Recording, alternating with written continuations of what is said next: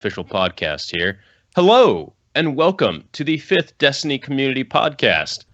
This week, whole crew's here, and then we also have a guest. Hello.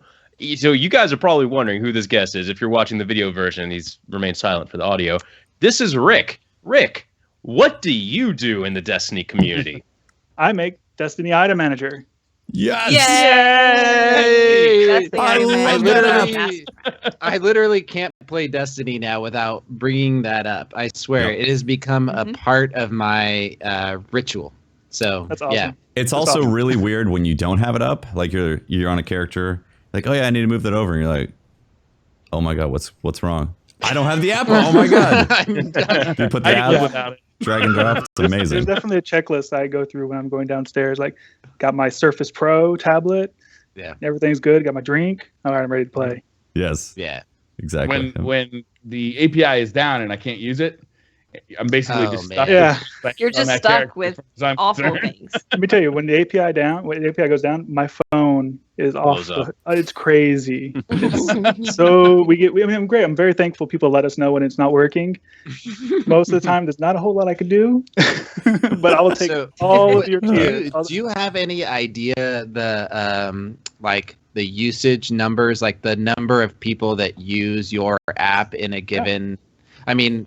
Yep. Can you share those numbers with us? So the numbers are great, and we have this month. Generally, it's like past 30 days is what we track.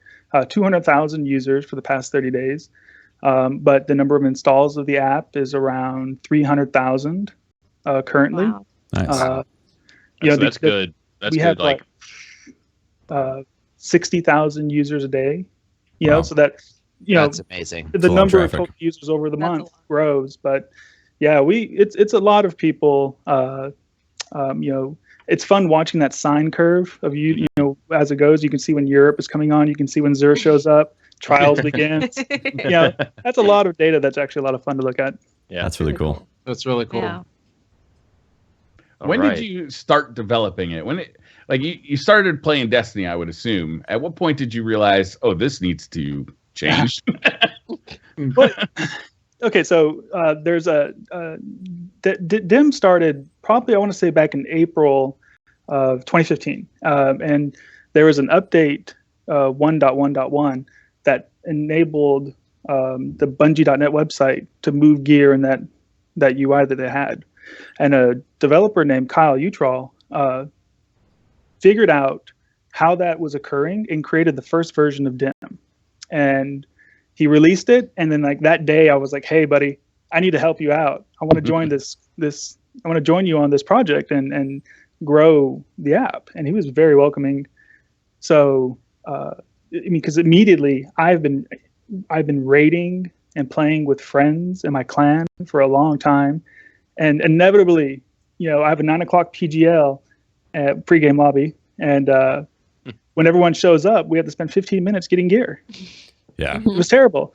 So the productivity gains, the amount of player quality of life was dramatic with DIM in the beginning. I mean, you lose some of those gains as the app matures, but in the beginning, I mean, you save players at least 15 minutes a session. We can measure.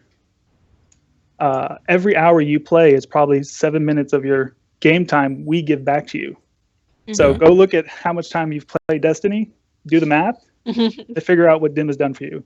Now, I would actually argue that it saves me a lot more time than that, because when I'm playing that farming mode is a huge time saver. Yeah. Time saver. Yeah. And if you're listening and you don't know what that does, it's a setting that is automatic. That the character you're playing on, you drop down, you put it into farming mode, and it will always leave a space available in your inventory automatically and move any engrams to the postmaster. So it keeps you going so that you don't have to stop and move things out or delete things. It just kind of shoves everything over so you can continue farming. And then when you go back to the tower and you're ready to do it all, like you're ready to decrypt engrams, Engram opening video. you hit gather engrams, and it's like It's like this. It's like Christmas. It's like Yeah. Christmas, you know. All these engrams come flooding in. They're like, and it's like you get them all over again. It's like getting an engram the second time. It's just so much sounds fun. fun. I need to use great. that more. Oh, Yeah, it's and that's a very feature. effective. That feature's been in the app for 6 months, but it's been pretty quiet because people who run strikes were using farming mode, but not many others. And when the green engrams started just raining before Rise of Iron, it blew up as a feature, and we started pushing it. And a lot of people learned about it and were just like, "Wow, this is great! You know, where's this been all my life?" And it's like, "Oh, this little drop down." You know, so we probably could do a better job elevating some of these great quality of life features. But farming mode is tremendous because It's it keeps essential. Yeah, It's essential when you're doing the Archon's Forge. Oh yeah. Yes. Archon's Forge You for want sure. You want to keep drops out of your postmaster as much as you can, Yep. and that's what farming mode is really all about. It's going to keep that space available if you clean out your vault regularly. If it's 108, that's much easier. It's going to take some parts, and we can talk about features we have to help you clean out your vault later on. But I need those features. We're just kind of threading this needle of moving items out through the vault. Even if you have one space in the vault that's perfect, we can still do it. And your postmaster stays clear, and you shouldn't lose items anymore. Yeah, that's one thing that stings so much, which happens, and it hurts when you see an exotic go away. Skeleton key, painful skeleton key. Oh my god, that's awful. The raid is pretty rough. Rarer than an exotic. You could get a legendary at the beginning of the raid and have it pushed out of your postmaster by the end of it. Yeah, I was gonna say the farming mode is really good for me because as somebody who does like to help people through the raid, help bring a person or two through that's never done it. If we do have to go through, let's say, Vosik a few times, and those engrams are everywhere, farming mode is a lifesaver. It really is. Yeah. Because I'll say the very first time the raid opened up, and you're in there and you're kind of thrashing against the levels because you're having trouble progressing. You're just generating engrams, right? That's when those drops are so important because they're highlight. And if they were in the postmaster accidentally and you're just grinding against Axis, it's gone. You're going to lose that piece unless you were on your engrams, deleting them. Yep. So, farming mode is really important when the early raid started, just because of how important those raid drops were, and losing them would set you back. Yeah. And exactly. you've mentioned the convenience of gaming and the importance with your clan members and the importance of not waiting around for everybody to be ready. What clan are you a part of? Tide Leader Gunslingers. And is there some sort of conspiracy? Isn't that also the clan that Deej is a part of? It is. And Cosmo? I believe so. Okay, so could we say that Dim has what method of playing Destiny hasn't been taken over by the Gunslingers? Can you talk about that, or is this like the Illuminati and I'm gonna die by the end of this podcast? I would say one of the cool things about my clan is we like just playing video games, and there's a few of us that we try to take our hobbies a step further. And so for myself as a programmer, I look for opportunities to make something cool, and this was one of them. And others have done their hobbies and moved them along their career, so it's worked out really well. So the Gunslingers are just a bunch of talented people that get together in a clan, and you can't help if you're all awesome. Is that what you're saying? We can't help that we're all the best in our field, Just I mean, what's up with that? Yeah, this is great. You talked about the history of Dim and its progression. Did you? How much time does this take out of this? So this isn't a job for you. You have a regular job. What do you do for a living, if you don't mind me asking? No, it's fine. I'm a UI architect, and so I build a platform for other products to build applications upon. So this is in your wheel. This is kind of in your wheelhouse anyway, definitely. Right? Yeah, and DIM for me was an opportunity to learn about a particular slice of programming called asynchronous programming, which is doing multiple things in parallel. And so I use DIM as an educational moment to learn more about that, in a real world setting. So it was for me training, essentially. Nice. That's cool. That's really cool. Good old Yeah, and Ajax. it's one of the things we definitely do for folks that want to help us out is we spin DIM as a vehicle to help them become better programmers. If there's something you're interested in, come and do that with DIM. Make DIM a better product while you become a better programmer. So we're definitely a learning tool for programmers. Is that Great. because DIM is open source, or how is Yes. that the case? Well, open source helps that out because anybody can come and read our code. So it makes it very convenient for folks to understand how we do it. I mean, there's some pretty interesting patterns in how we write the code that I'm very proud of. And it would be, if you're really interested in being a JavaScript developer on the web, DIM is a real world application that you can come and learn. And how does Great. one get involved if they're listening to the podcast and they wanna learn more and get involved with this? Well, you can go and Google GitHub and Destiny Item Manager, and that'll take you to our GitHub page. And there's a collection of issues we have.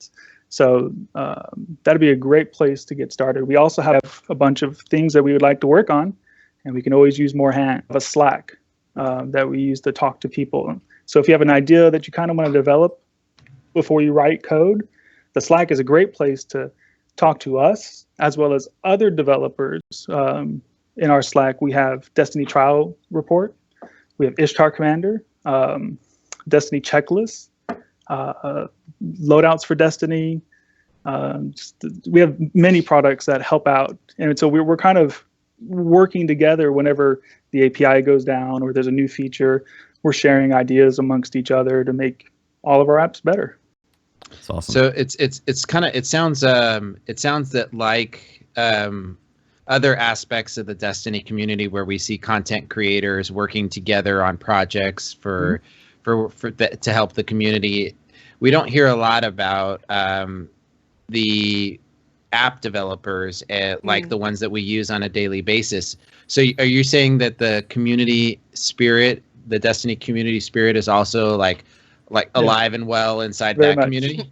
Oh, definitely. I mean, there's great competition. It's fun, because we're all working together, but we're also wanting to do a really good job with our products. So don't get me wrong, we love competing, but we're also collaborative. We when we developed code for perks, when you look at the item detail, we gave that code to Ishtar and said, "Here, take it." And they dropped in their app and released it, and they were really cool because they gave thanks to Ben Hollis, who created that code in their release notes. And so that kind of open door, circular helping each other out. It's not zero sum. I got to win. It's nothing like that. We're actually, V Hollis. V Fedorov from Destiny Trials Report has helped us, and back and forth with code and ideas, and it's been really, really collaborative and helpful to bring everybody together to talk versus siloed. This is my world. There's none of that. Yeah, I imagine the API is pretty complex that Bungie offers. Well, it is, because in one sense that it's a big wall of URLs, and you kind of have to figure it out. You got to go and pull it.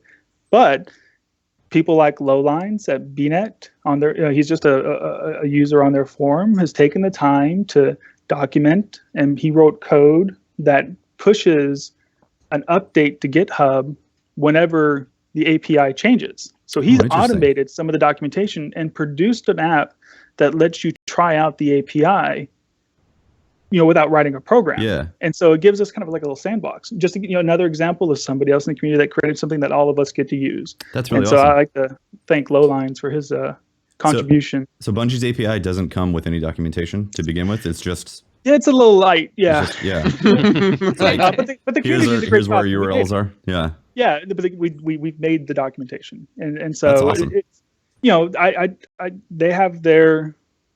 they made the API for them, and we've taken it and did something better. You know, like we Yeah. went off, we went off and did our own things and created our own contributions. And in the future, the web team at Bungie and the developer community will be coming closer together. They're very helpful on their forum. The past year has been great with Tetron, Hello Control. I'm forgetting a name, but yeah, there's V Thornhart. You know, they've been very helpful in hearing us, listening, answering, helping when they can. You know, putting updates into their cycle because they have their own schedule, and we just kind of have to wait. But it's been very nice that, you know, there's been a lot of cooperation. And so it's getting better. You know, there wasn't an app community when Destiny was released. There is now, you know, so no documentation. That was fine. They had their own documentation internally, and then we just ran with it. And open source documentation. That's amazing, actually. Honestly. Yeah, it's really good. Because it's pretty complex.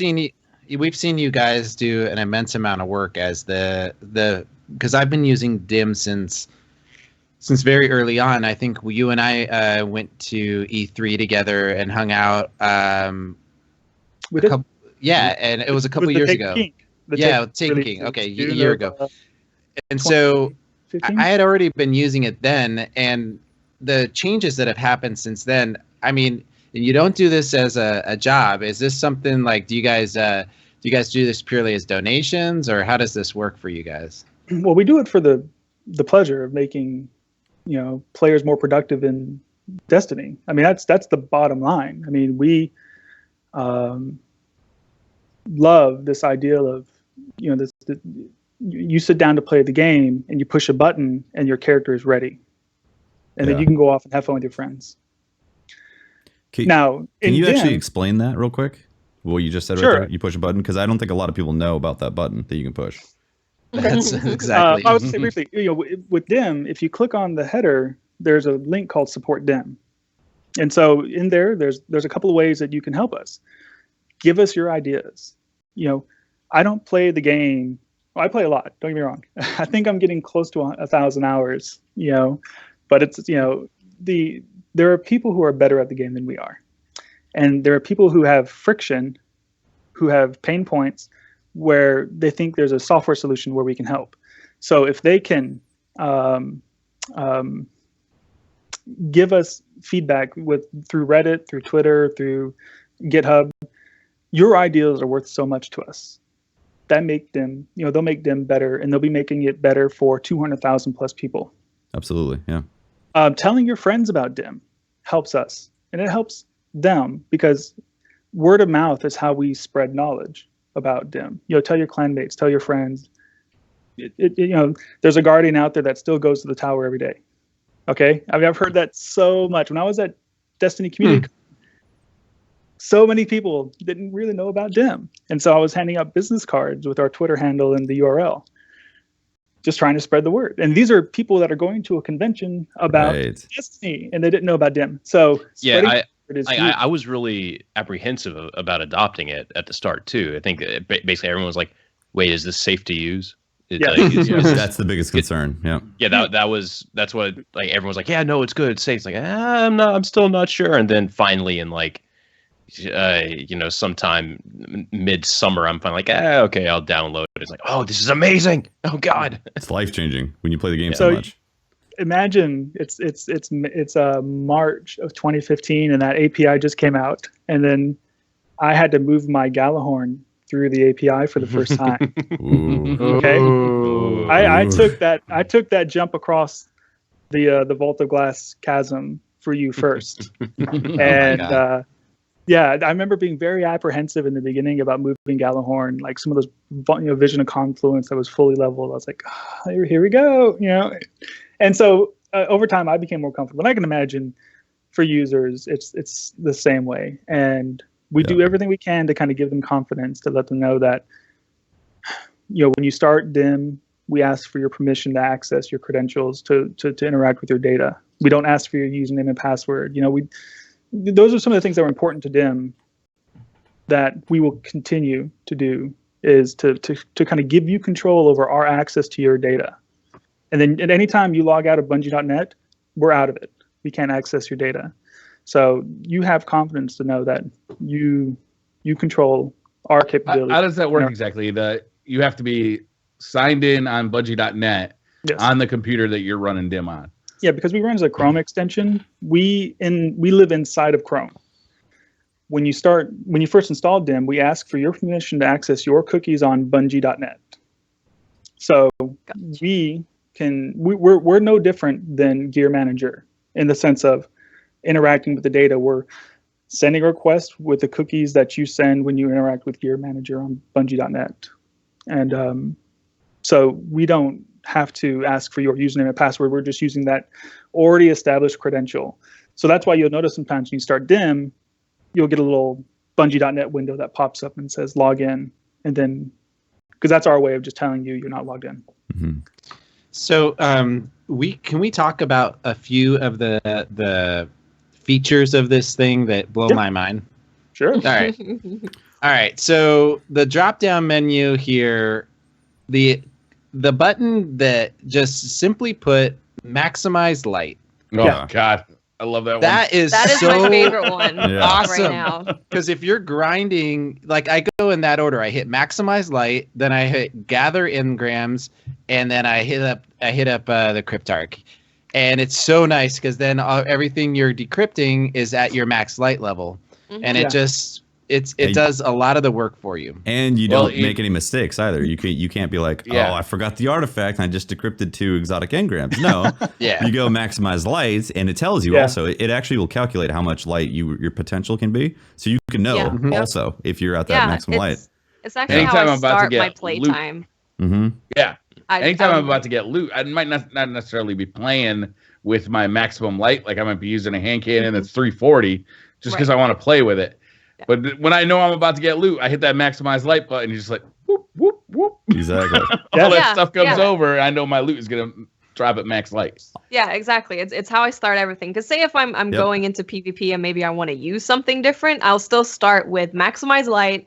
And then I'll switch some things out that I want to change around. But I want to make sure I have my maximum light, especially when you're still trying to get to 400. Yep. It's super important to make sure you're always at the highest when you're doing engram stuff. That's what I did with the raid this week also. I hit max. I looked at instead of hitting max light, I just looked at all 3 of them to decide which character I was going to raid on first. So I can raid at my highest light first to then bring duplicates over to other characters for maximizing light gains.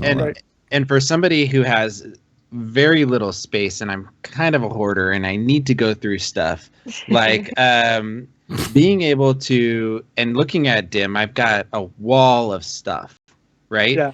The filters feature, just being able to hit up in the search bar is :Titan, and only the Titan things are visible, or is solar if I'm getting ready for a solar burn, nightfall or something like that. Can you talk about like what other things you can do with like the filter?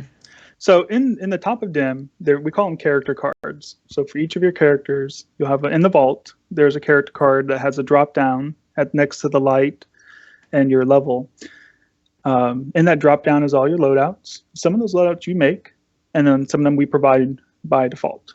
And then maximize light's great. We even show next to it, your current, even to the decimal point, how close you are at getting to the next level, which is really helpful. Getting you more information is kind of what we're trying to do, right? Just to give you that little bit extra of an edge.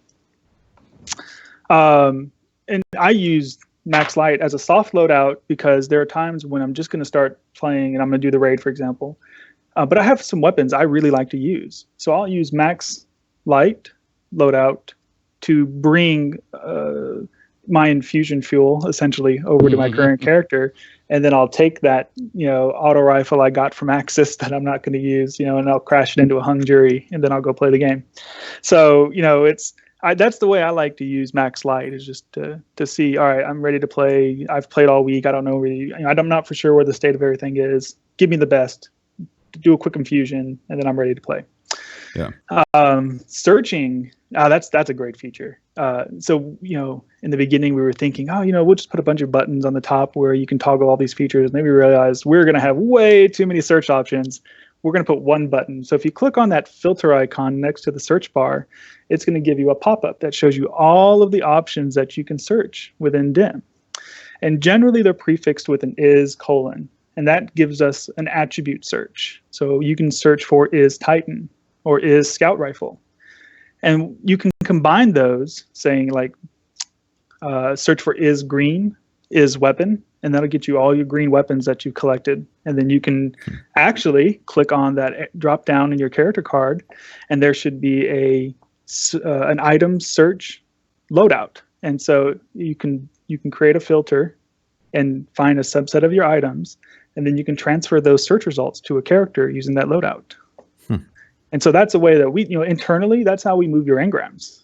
We create internal loadouts in the code for your green engrams, or your green drops after we've done loadout farming, and then we make a synthetic loadout, and we move it over, and then just throw away that loadout. It's awesome. So we do the same stuff in code. So it could be like is : sniper, is : sniper rifle. Oh, sniper rifle. Yeah. Okay, sniper rifle is, and then space is : solar. Yep. And then get my You could do is scout rifle is warlock and bring up Telelock. So that's really cool. One of the coolest features that one button ready to go, because I have my favorite trials loadout, and I really like that I can build a custom loadout. I can create a custom loadout, and the way that you do that is really neat. It's kind of just you get into that screen where you're building up, and you just drag and drop your favorite loadout, and then I name it trials, or I name mine Iron Banner or whatever, or farming. Loadout builder. Yeah. Okay. Yeah. So in the top next to the settings icon is a bar graph, and that bar graph, it takes you to loadout builder. And loadout builder, what's cool about this is, by default, it's trying to build your tier 12 sets. It's going to just give you as much stats as you can. So if you're tier 11 or tier 10, because you haven't been playing a lot, that's where it's going to max you to. But if you've been playing for a long time, you're going to have several tier 12 sets. But you want to make sure. I mean, I've got too many. If I have enough tier 12 sets, you've got to have some. But I anyway, delete everything. Oh, really? Everything. No, Yeah. I keep a lot. But tier 12 isn't sufficient. Tier 12 with the right perks is where it's at, and we've learned this over Taken King. So what we've added to Loadout Builder is this ability to pick. You can lock in specific items that you want in your loadout, and then we'll crunch the numbers around those items. But you can also choose perks. So if you click on those little boxes, you'll see all the available perks within that type. So you'll see all the available gauntlet perks. And then you can hold shift and click, and then click. Oh my God, I didn't know this. This is freaking awesome. You can see if you can get certain combinations where they have both, or if they only have one or the other. Okay. Oh, So, but then Fell Winter is creeping up in everybody's, that artifact that's got like max strength and max discipline.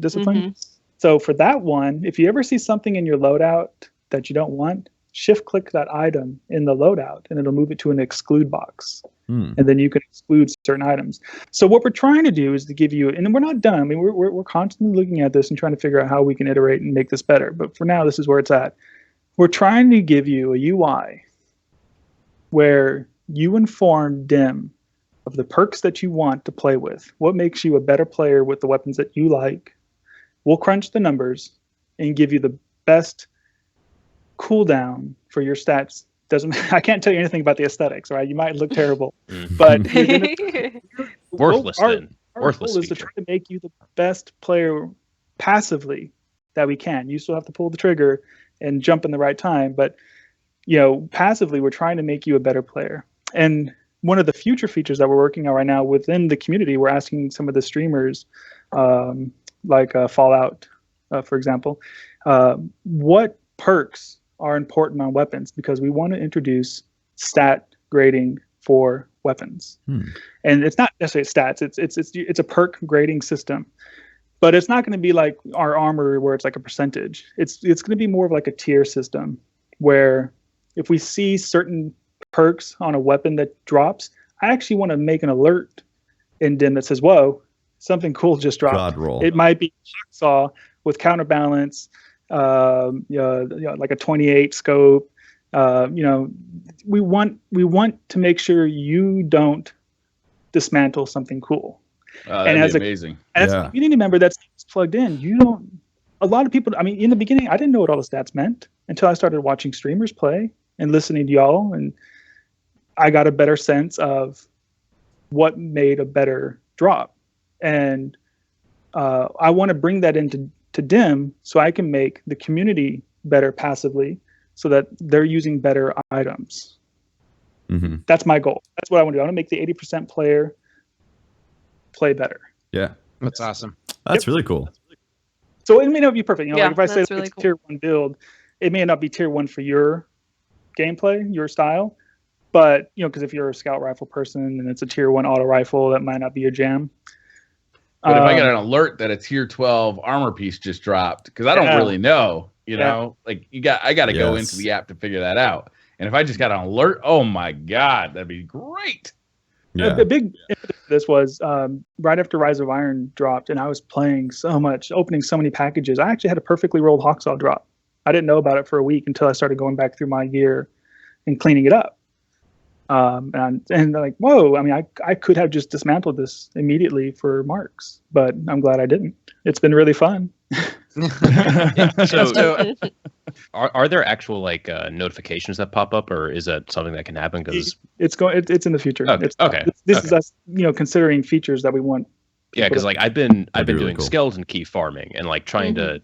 Would be really, really interesting. There's a World of Warcraft like is able to track drop rates on things and have percentages, and so you can like when you go into a strike or something, and this boss has this % chance of dropping this item. What would be really, really cool is if you could like integrate the farming thing, so you're like tracking what people are picking up, and possibly and like also incorporate into the API, so then you know what they just killed on a specific strike, and it's like, oh, did they get a skeleton key to drop? And you can actually start getting data on a mass scale of like skeleton keys, legendary, legendary stuff dropping. That would be phenomenal if that could happen. That'd be cool. It's expensive. That's expensive. I know. It costs money. That's an expensive feature. So DIM is a free app, and it's always going to be free, and it's never going to have ads on it. That's our commitment to the player. We want a really good app experience, and part of that is just seeing all your gear, and you don't have to see adverts. So we don't have servers that back this up. This thing kind of runs on its own on your machine.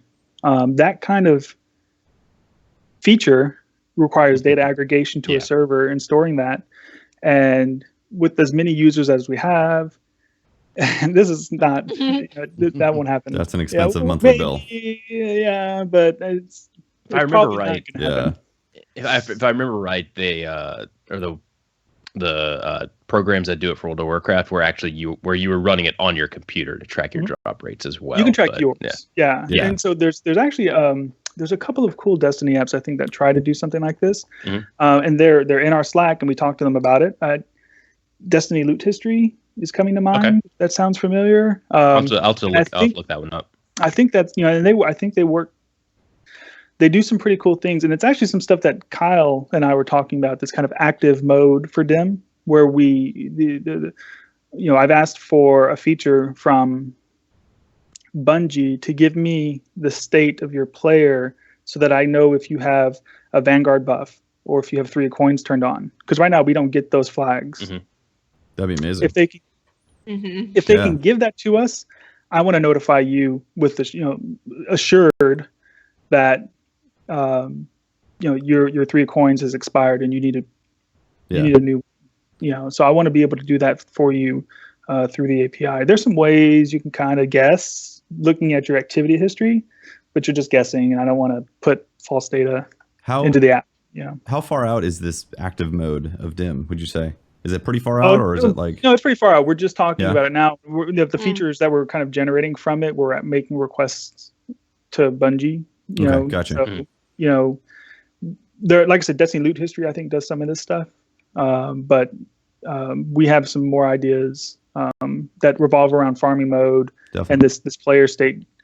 Because right now we actually track all your new items that drop, and we'll notify you. There's a feature in settings that'll notify you of all the new items in the UI. It does that kind of glint. Interesting. Yeah. Right. Yeah. We turn that off. There's some things we don't turn on by default, and that's one of them, because that mode requires you to dismiss all. Because one of the things I don't like about Destiny is I always have to chase all the things that are shiny in the UI, and it's and stuff. Oh. Yeah, it's like I would love it if that didn't happen. And that's something in DIM actually that's really important to me. Is I don't want to get in your way. I don't want to ask you to do something. I don't want you to come back to the app and then have to dismiss all the glints. Right. But if you want that's a feature that's interesting to you. Yeah, please, we have it in the app. And somebody wanted that, put it in, and offered it as a pull request, and we took it in. Nice. But we turn it on by default. It'd be in the active mode in the future. It'd be amazing if you did get an alert that, let's say, a piece of raid gear or an exotic or legendary, it did show up in the postmaster. And if you got an alert on your phone or something, or however the app is set up, so you didn't actually lose that because you were just unaware. Talk about that later. I think we just need to all get together with you and have a vault cleaning party. Hey, sounds like an episode of Hoarders now. Let's not get crazy. Why would I delete that when I've got search features to be like, look, give me sweet ass god roll thing of sniper. Oh, I have one. Amazing. It's in my vault. Can you just make that a command? Is god roll in? Is god roll. Yeah. Is sniper rifle. Is god roll. Hard. I've actually, what's really cool 64. about the stat grading that's in, once again, stat grading, that percentage we show you with the colors, that's not turned on by default. You have to go into settings and turn on advanced stat features, because once again, we didn't want to just bombard users with data, even though I think it's very beneficial. It's not default, so it's, it's always that little philosophical battle of, internally, how much do you want your app to be, data, or just the chill experience with beautiful weapons, oh, look, here's all my exotics. Absolutely. It makes a lot of sense, because Destiny itself is a relatively complex game. You can't just pick up Destiny in the first day and then understand all these different perks. It takes time and experiencing the game itself to then apply that knowledge, to apply the full DIM experience to that knowledge. So you can play Destiny in many ways. For a long time I played just because of the way I like the gun sound. Yeah. That was oh, this sounds great. I want to use. Can I make one request? In the game, in the app itself, there's some drop down menu, and you call it gather engrams. Can you just call that Pope RNG, and then we'll just call it good? Is that a request that you could do? I can make a special build for you. Thank you. Thank you. Because every time I click on that, I go, I'm getting god rolls, baby, and it just starts rolling in. So, Destiny Item Manager Pope Edition. Yeah. Awesome. Oh man, it's fun. There's some interesting things we got coming back to the app this week. Vendors is back. So in the past, before Rise of Iron, we had a little tab at the top called Vendors, and you click on that and it would show you all the items that vendors were providing in Destiny. And we would show you the stats on them, and then you can decide if you wanted to go buy something, because Loadout Builder will include vendor items in the roles that we're using to calculate. So That's really that cool. If you can achieve tier 12 with a vendor item, go buy it. That was our reasoning for it. But vendors became unstable after Rise of Iron, and it's been offline. Tons of feedback from the community. Please bring it back. And we're like, well, we want to soon. And so this week it's coming back. It's actually in our beta build. We actually have two versions of DIM. We have a public stable version. We also have a public beta version. And we provide that link. You could probably Google DIM beta and find the link for it, but it's not something we broadcast. Because it's unstable some days, but it has the latest and greatest. And in there right now is the vendor item. When you click on it, you can see all the items that are purchasable by all your characters. So if you only have warlocks, you're only going to see warlock stuff. But if you have all three classes, then you'll see them in vendors. What else is coming up? We're bringing up item comparison. I just tweeted about that today. Soon you'll be able to see side by side along the bottom of DIM all of the same weapons. So if you click on compare, it'll compare all your graspable Malox, for example. Mm-hmm. Then you can choose to compare all of the same archetype. So you can see Grasp of Malik, and then I think the Iron Banner Pulse. Isn't that also the same archetype? The Same Waltz So you would see all those together, and you can compare their roles. And then you can also then compare all pulse rifles. So you get That's that cool. for weapons. And then for armor, we'll compare all of the same stat splits. So if you are looking at an int dis split, you will be able to compare all intellect discipline items and then decide which ones you want to get rid of. That's really awesome. That's I really could do cool. with that. That would help me clean my vault really Yeah. well, I think. That's soon. It's coming out. Now that one's actually going to be a lot closer. I mean, it's pretty well developed. We kind of want to. I mean, we're all bit programmers, so our visual design isn't the strongest. So hey, if anybody out there wants to draw pretty pictures for DIM, we would love it. But yeah, so we're gonna do a style polish on it. But yeah, I think it's pretty stable. Kyle's been working on that. We have a material exchange dialogue. Back in the beginning of Rise of Iron, everyone's throwing all their mats into vendors to get everything that they could, right? So what we're going to put into it is we're going to look at all of your materials and tell you how much XP you can derive from that. Nice. So we know what Eris takes, and we can show you how much you can get with Eris. And She takes so much. spin metal now. Go to dead orbit. Yeah. I ended up blowing I think just way too much on Eris and lost all my worm spore and had to go farm some. I just spent quite a bit over on Eververse too this week, Teffy. Okay. The worst thing. Oh my god, Eververse. Can we talk a little bit about that problem I have, which is the Eververse trading company? You have. I think the entire community at this point has a little bit of a problem with it. No problem. No problem over Can here. we have a dim feature Got my that ghost. Yeah. Can we have a dim feature that automatically gives us what we want out of the packages from Eververse? Subscription. It'll be subscription based. Sorry,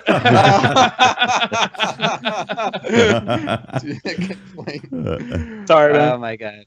I had a great week this week. I bet you did. No, it was nice, man. I really appreciate you carrying me through the raid, Tefty. You did awesome, man. You hardly That ever was died. a brilliant thing, man. What was your light level to begin with? 370 something. It was 370 even. something. I 370 think going so. hard? I think Pope it was 370 370 even, and I was 396, and Cool was 399. Everybody else was under 390, and Pope was in 370, and we did it. Wow. And we did it. Good It job, was guys. it was epic. It was epic. I haven't sweat that hard in a raid. Oh, cool said 375. I was 375, and Wow. but I every bullet that hit me was just destroying me. It was one bullet from a dreg was taking off my entire shield. It was crazy. All the characters were red bar or red numbers. Question marks? Not question marks, but the red numbers, right? They I were bet the about to SIVA become clouds. The SIVA clouds are brutal. Yes. Oh yeah, no, the SIVA clouds, I couldn't get out of them fast enough. I think that's the only time killed you died, actually, right? In the Yeah, Axis yeah. parts was the SIVA clouds. Yep. Yeah. That's right. They would surround me if I didn't pay attention to where he was shooting from in the center, and I got surrounded by one. I was toast. I wouldn't make it out. Game over, man. Game over, man. Oh, I didn't even. It was so much fun. These guys helped me out. So Solid raid. Casey, Rick, have you done the raid? Oh yeah. We did it the night of the release for both normal and hard, and they were pretty amazing. They're fun. I mean, we've done all the raids, pretty close to when they become available, and we do them blind. And this most recent raid, Wrath of the Machine, it wasn't an opera like Vault of Glass, but it was a really fun experience. It was very engaging. The team had to work together. I mean, it hit so many strong notes. We loved it, and hard mode has been fun. It was like an episode of A-Team. Yeah, Yeah, sure. Nice. Yeah. There's a problem, you got a bunch of guys together, and you're gonna figure it out, and there's gonna be cool music while you do it. Yeah, great. I mean, yeah. No, there's explosions, and it all resolves in like a short amount of time in one episode. It was really nice. Hey, I think we're down to about an hour 20 on the hard mode. Or, I'm sorry, heroic. Heroic, Yeah, it's not hard mode anymore. It's weird. Yeah, so we're down to about an hour 20 in our run, and I think Vosik is still the hardest part. Yeah. Like the very first time we did it, we just breezed through the spider tank. Time to spare. I think it was like 4 minutes 30 when we cleared the spider tank. So it was fun to see the record book being completed. Everyone was really happy. Yeah. Yeah. That record book, I don't feel like it gets enough credit. It's nice. It's been nice over the last couple of months to kind of just see those little check marks happen. Oh yeah. It's been a nice progression. I did that. Yeah, it is. It's cool. Yeah. I love 60% now. I'd like to see some challenges that, like in the next version of a record book, I'd like to see some challenges that are maybe a little bit more long term. Give you something to shoot for. Yeah. But yeah, I mean, it's a nice little feature of Rise of Iron having that record book. Like bounties are ephemeral. They come and then they go. Quests don't when you're done, you have your item and that's it. But the record book maintains, and you can see all that you've done in Rise of Iron and then continue to do. If you can get a massive streak going in Supremacy, you're going to see that massive streak in your record book. So it doesn't end when you've completed it. It keeps going. And so from that perspective, I think the record book is a great advancement inside Destiny in terms of keeping it, engaging for me. I'm looking for higher highs essentially, and I can give myself personal challenges, and I can do that through the record book. Yeah. So do we want to talk about the Eververse trading company? Do Yes. we want to talk about I made a whole video about it. Lost Treasures? Yes. Yes. So I've been really busy working on the app, so you'll have to tell me what's up. Patrick, you seem eager. Go ahead. Patrick did some science. I did some science. I put out a video on my YouTube channel where what I wanted to do was open 100 boxes. So I was like, yeah, that's going to be like buying that's going to be like $100 worth, right? No, it's $200 worth. Yeah, so I said, no, fuck that. I bought $100 worth of silver and then opened 52 treasure chests and then tracked the drop rates of everything. And did you actually get everything? Yes, I got everything. But the numbers are a little bit weird where if you're just wanting to buy stuff until you get everything, it's gonna be opening like about 30-ish chests. That's completely RNG based, though. It's completely RNG based. Yeah, completely unlucky and never get it. It absolutely is. I know. Well, I will say that in my $100, I didn't get everything. So you didn't. You didn't get it. Oh wow. Okay. Well then, in that case, RNG is RNG. But in general. Yeah. What I think is that the like the Sparrow, the Firewolf mask. I have the ghost. Hold on, let me flip my piece of paper where I have all the drop rates written down of every single item. The Sparrow, the Deviled Ghost, the Ghost, the Firewolf. All of those, they have about a 1 to 2% drop chance from the packages. And then the masks are just complete crapshoot. Like I got anywhere from 2 to 6 of the masks, and there's no real variations I can see in that. But yeah, let me flip the paper back. The Sparrow? How about the Sparrow? Yeah, about a 1%. I think so that means you got 1 in 100. One? That means you're probably gonna get 1 in 100. But the thing is, I haven't really seen many reports of people getting 2 of them, of people getting 2 Sparrows or 2 Firewolf masks. Yeah, I wonder about that too, because I happened to get the Firewolf mask as my first package opening. Like it just happened to be that way. And I never saw one drop again. And at the time, if you don't know that if you buy the Howl emote, it'll turn your fire mask blue, right? Yep. So I didn't know, like, oh, can I get one that stays blue? I didn't know that it would turn red again. Do I get one that's blue and then get another one that's red and just never use the howl emote on it? So I was wondering if I'd get another one, but it doesn't seems like some of the stuff only drops once, from what I can tell, like the Sparrow and the Firewolf mask, and only on some stuff. But on the other stuff, I mean, I bet 6 ghost masks. I got a lot of ghost masks also. The masks will drop multiple times. Like that's just that. Those can drop an infinite amount of times. But like and they turn into silver dust too. Yeah, the chase items are extremely low drop percent, which is I think that's what the major controversy about this is coming from. It's that these 4 items have a very low drop percent chance, and in the past, items like this, like for the Valentine's Day event, just dropped freely. That's arguable. It never got the Crimson Ghost. Yeah, well, they eventually gave everyone one of the ghosts. So I got 2 of the chocolate ghosts. So pissed. Okay. Well, still salty over my Crimson Ghost. You could get them to drop instead of having to pay real money to actually get them if you don't get one in your 3 free chests. So yeah, that's the coolest thing about the Festival of Lost is locked behind a paywall. That's what's sad. The thing that was advertised the most is kind of locked behind paywall. Like the first trailer that they put out, majority of the content, aside from the shaders, effectively is stuff that you get from Eververse. And then that's the thing, though, that's getting brushed under the table here is that this is a way more productive. If you don't buy any packages, it's a way more productive. It's a way more rewarding Festival of the Lost than it was last year. Absolutely. No, way more. You get 4 shaders just for completing, quests. You get a ton of masks. I think 7 masks. Yeah. You get the Broom Sparrow for, it's a 2-week thing. You get a ton more stuff this time just for playing. For playing. If you want the extra stuff that's locked behind packages, that's where people are getting pissed off.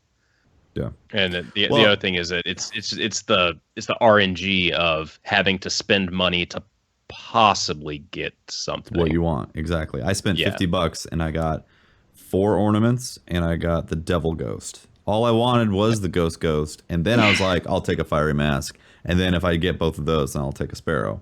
And Bungie was like, what? You want all those? Sorry. That's a lot to ask for over there. Sorry. You can have these ornaments that you didn't really want, which do look cool. The ornaments look really cool, but it was not on my list of things I was looking for. I got Ghost pretty early, and then the green ornament for Bad Juju took me like forever to get. That was the thing that was just not happening. Really? Yeah, it wasn't happening for me. I didn't get any ornaments at all. I only spent $20 though. Casual. Yeah. That's against your code, Briar. Did you just do it for science? My code is not to spend any money on anything that could be perceived as pay to win. And I don't see how anything in the Festival of Lost it's not pay to win. It's not pay to win at all. Yeah. Okay. All right. Fine. You got by this one on a technicality. So, but you get 3 packages possibly if you finish the quests, right? Mm-hmm. Yep. Yeah. Okay. Yeah, I still haven't done some of them. I've started on 1 character. Yeah, like do them. They're fun quests to do. Yeah. You shouldn't not do them. Oh yeah, no, I'll do them. It's been busy.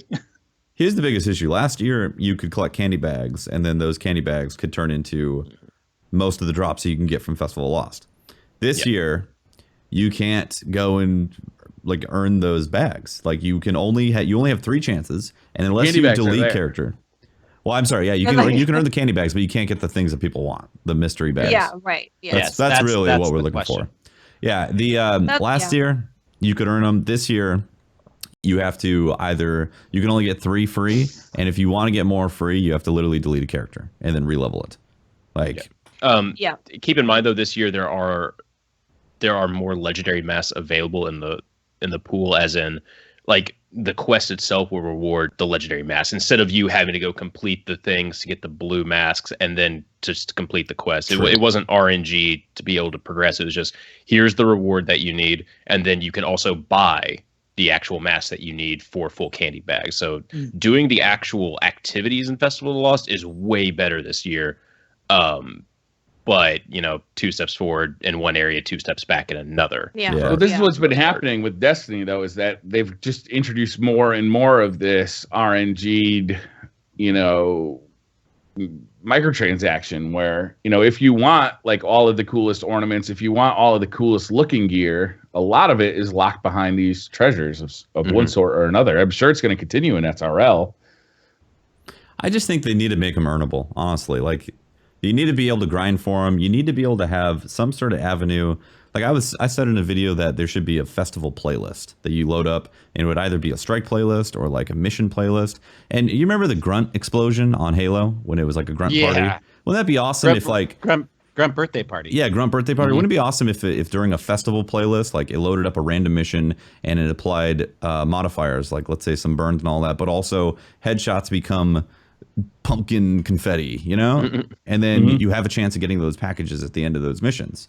That way, like, they didn't have to put in a ton of R&D or development time, but reuse some Well, they want to assets. make the money. They want to make those packages enticing. Right. Okay. And So if everybody can get the stuff they want out of running missions, nobody's going to buy them. I think people would still buy them. Definitely. Until the final day. Yeah. Well, People would still buy them. in the video that I Less made, people. when the stuff came out that you could get the Taken gear set from, there were so many people that just purchased all of it instantly because they wanted the Taken gear sets instantly. Yeah. So I was saying, even if Bungie wants to make a really frustrating, tiresome, annoying quest to kind of, push people like, oh, you don't want to do this, you want to just spend money and not have to go through this terrible thing, then that would be better just because you actually have the option in game to make that choice of, I want to grind for it, or I can't afford to spend this kind of money because I'm like 7 and I don't have money. I need to play the game to get this stuff. I think it's just nice. Slacker. Get a job, you 7-year-old. I think it's just lost nice half our to audience. have the choice. Oh my god. I think the choice is nice, even if it's a super long, awful quest to get one treasure chest, box, whatever. I think just having the choice would make people feel a lot better about the event. We got a question in the Twitter, but I'm going to ruin it. I'm going to ask it now. Is what if you could, how when you dismantle these things, you get silver. What if you could just buy the stuff you really wanted with that silver that you dismantled everything with? What if it costs That'd be cool. 25 silver to buy, the ornament that you're looking for? And, if you did enough of these packages, you basically guarantee that at the end of it, yes, I'm definitely going to get that piece because all of this silver that I dismantled will give it to me. I'll be able to buy it. No. No, I hate it. All I know is I'm gonna throw $10 against it and see what I pull out of it, and see what happens. I mean, it's fun. I like it. I bought the thriller emote. I had to have that. Like I saw that. Like, oh, I need that in my life right now. I mean, there's some things you see like I really want, and I bought a few treasure, or whatever the box is, but whatever comes out comes out. True. Yeah, trust me, I'm not yelling at anybody for spending money. I spent $15 on a pin so I could have an emblem. Yeah. I bought the soundtrack. I bought the face mask so I can make the Halloween stuff with the kids. But then that also comes with a little drop. Yeah. Those are fun. But I don't mind throwing $10 at something that might happen, and I like Destiny. I'd be True. curious how profitable this Festival of the Lost is compared to any of the other live teams special events. I'm venturing to say that this is they will probably gross more in this Festival of the Lost than all of them combined. I feel like that's probably true. I mean, just look at how many loot opening videos there are right now. I mean, I don't know. There's a lot of record books bought last year for SLR. I mean, SRL. Those were. I forget you had to pay for those. $10, right? Yeah. Yeah, and I remember. But I didn't buy 10 of them.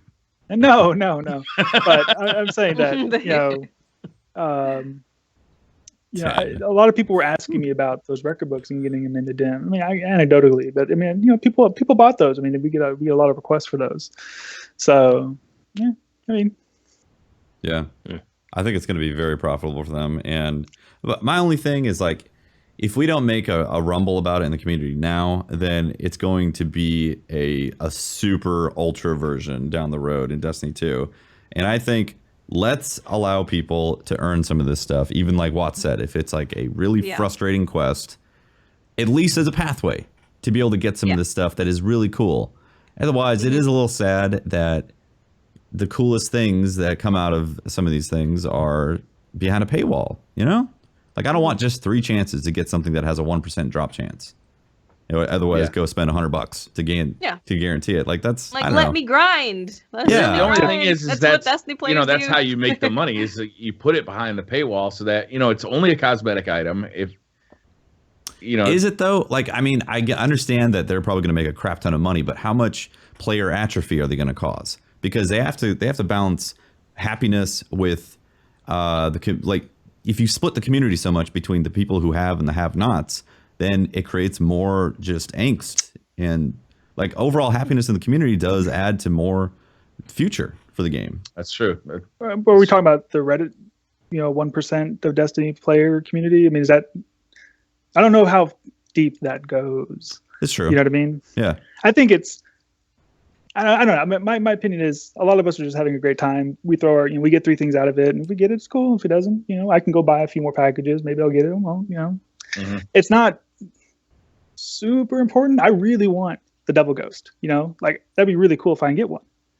I really wanted a flaming head last year, the blue skull. Never happened. Bunch of my playmates got them. I got it. Yeah, I never got it. I don't know. I don't know how. I don't think it's that much of an uproar. I never hear it. Yeah. So well, if you were to look inside of me and and see the pain that I have suffered since maybe we got a class action lawsuit going on here, Tefty. Yeah. Like the pain and suffering of not being able to get punitive that blue damages. Yeah, I mean, I feel personally injured by the inability to access the blue flaming helmet. Loss of work from your lack of blue flaming helmet. Damn it! Let me fill that hole with Dim Pope Edition. Let me help you out. Let me do this for you. That'll probably work. That'll work. I'll be okay then. That's funny. I think there's a balance. Personally, I don't want to see more cool things in the future that are locked behind a chance, behind money. Yeah.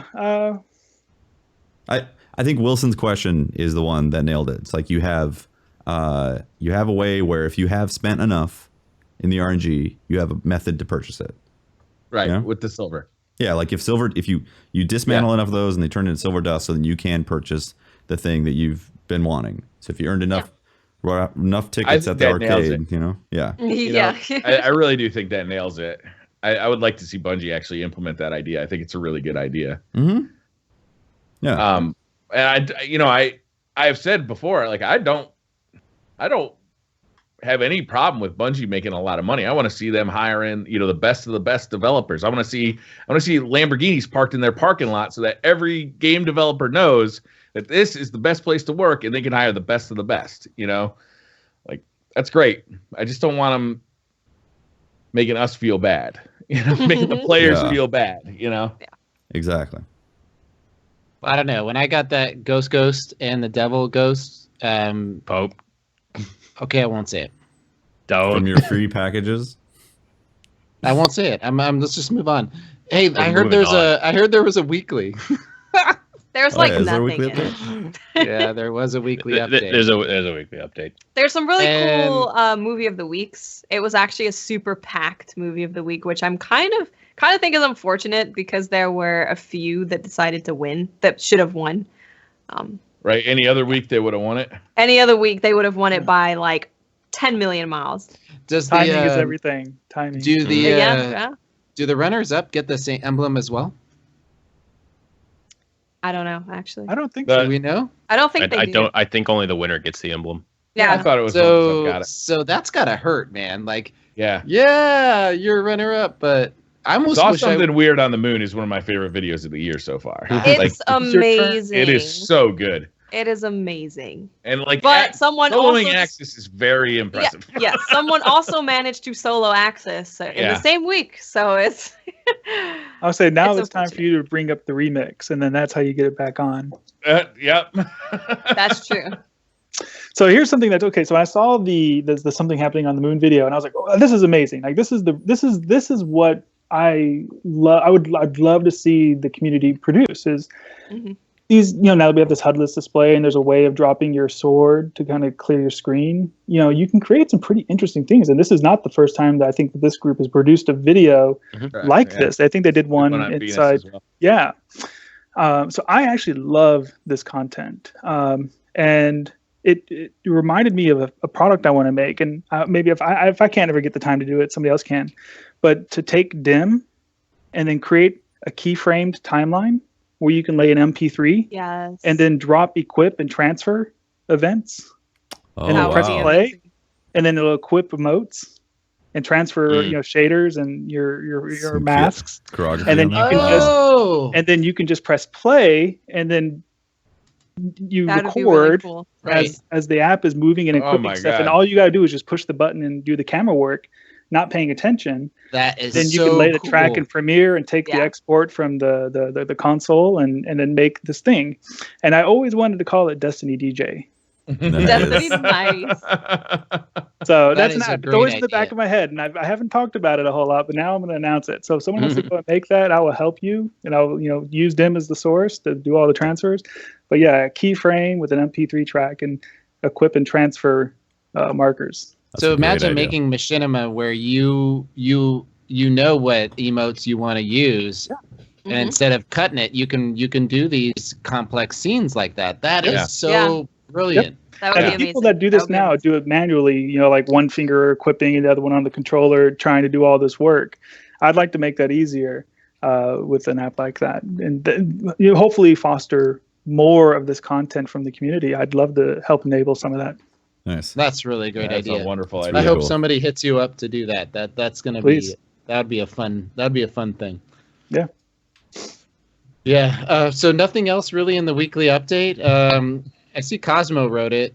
Did we get anything pop out of you? So Tefty, you know how we were doing the raid the other night, and I thought you were just letting me down easy when you said that there was that glitch of where was it? There was a issue with the SIVA keys. Yeah, sometimes they send it to the postmaster instead of going. I thought you were. I wasn't joking, man. No, it's a real thing. A hard time. It's terrible. If your inventory is full and you try to generate a key, it's just going to pop it to the postmaster. Even if it's not full. Even if it's not full. What? It has a chance of putting it. Yeah. If you can clear space and make another key, it can go to the postmaster, even if you have space. Yeah. It happened to me. I've experienced. I thought they were just placating me. Like, oh, no, man. Pope Bear, it's okay. Nurse it happens. Bear. We're calling you Nurse Bear. I take that back. We did get a tweet about this week from somebody, and they were saying, is there a glitch in DIM where your keys get sent? And I was like, well, I don't know. No. Explain this. And you're right. It jogs my memory that they said that they had cleared two spots out of their inventory to generate a key, and it automatically went to the postmaster. So it has happened. I've gotten a message or two about it. Yeah, it's a bug. Oh, well. I really like how the progression system is working right now for light level. I did the hardest content in the game, right? And I went up 5 light levels, right? I ended up ending the raid at 381, right? Oh, nice. After 380 leaving the raid and then decrypting stuff and doing some light management stuff, it got up to 382, I think. But it's, I mean, are you guys hearing anything from when you're streaming of people like feeling like it's a grind this time? The only spots where people get stuck is what I'm hearing. But basically the raid allows you to raid and events that drop a large amount of highlight level loot. So Iron Banner, the raid, trials. Mm-hmm. Those 3 things are just huge for grinding your light up. But yeah, people are getting stuck around The 360s is kind of a 350 to 360 is kind of a weird spot to be in because it's like trying to grind heroic strikes is a little bit difficult right then. Fortunately, blues now decrypt a little bit higher, so you can get up a little bit higher there, and then getting past that little hump to make heroic strikes easy is probably the most difficult part. But aside from that, it's fine, I think. Yeah. And it's slow between like 390 and 400, but it ought to be. Yeah, exactly. Yep. The raid actually drops so much like highlight level loot from there. It's really crazy. Good. It's really crazy. Trials is super good. Trials is great. Too. Yeah. It's always a significant boost in light. Man, every card is an opportunity, and then it's quickly crushed. King of the 7-in-1 card right here. Oh man! I mean, every last now week and was then, 8-in-1.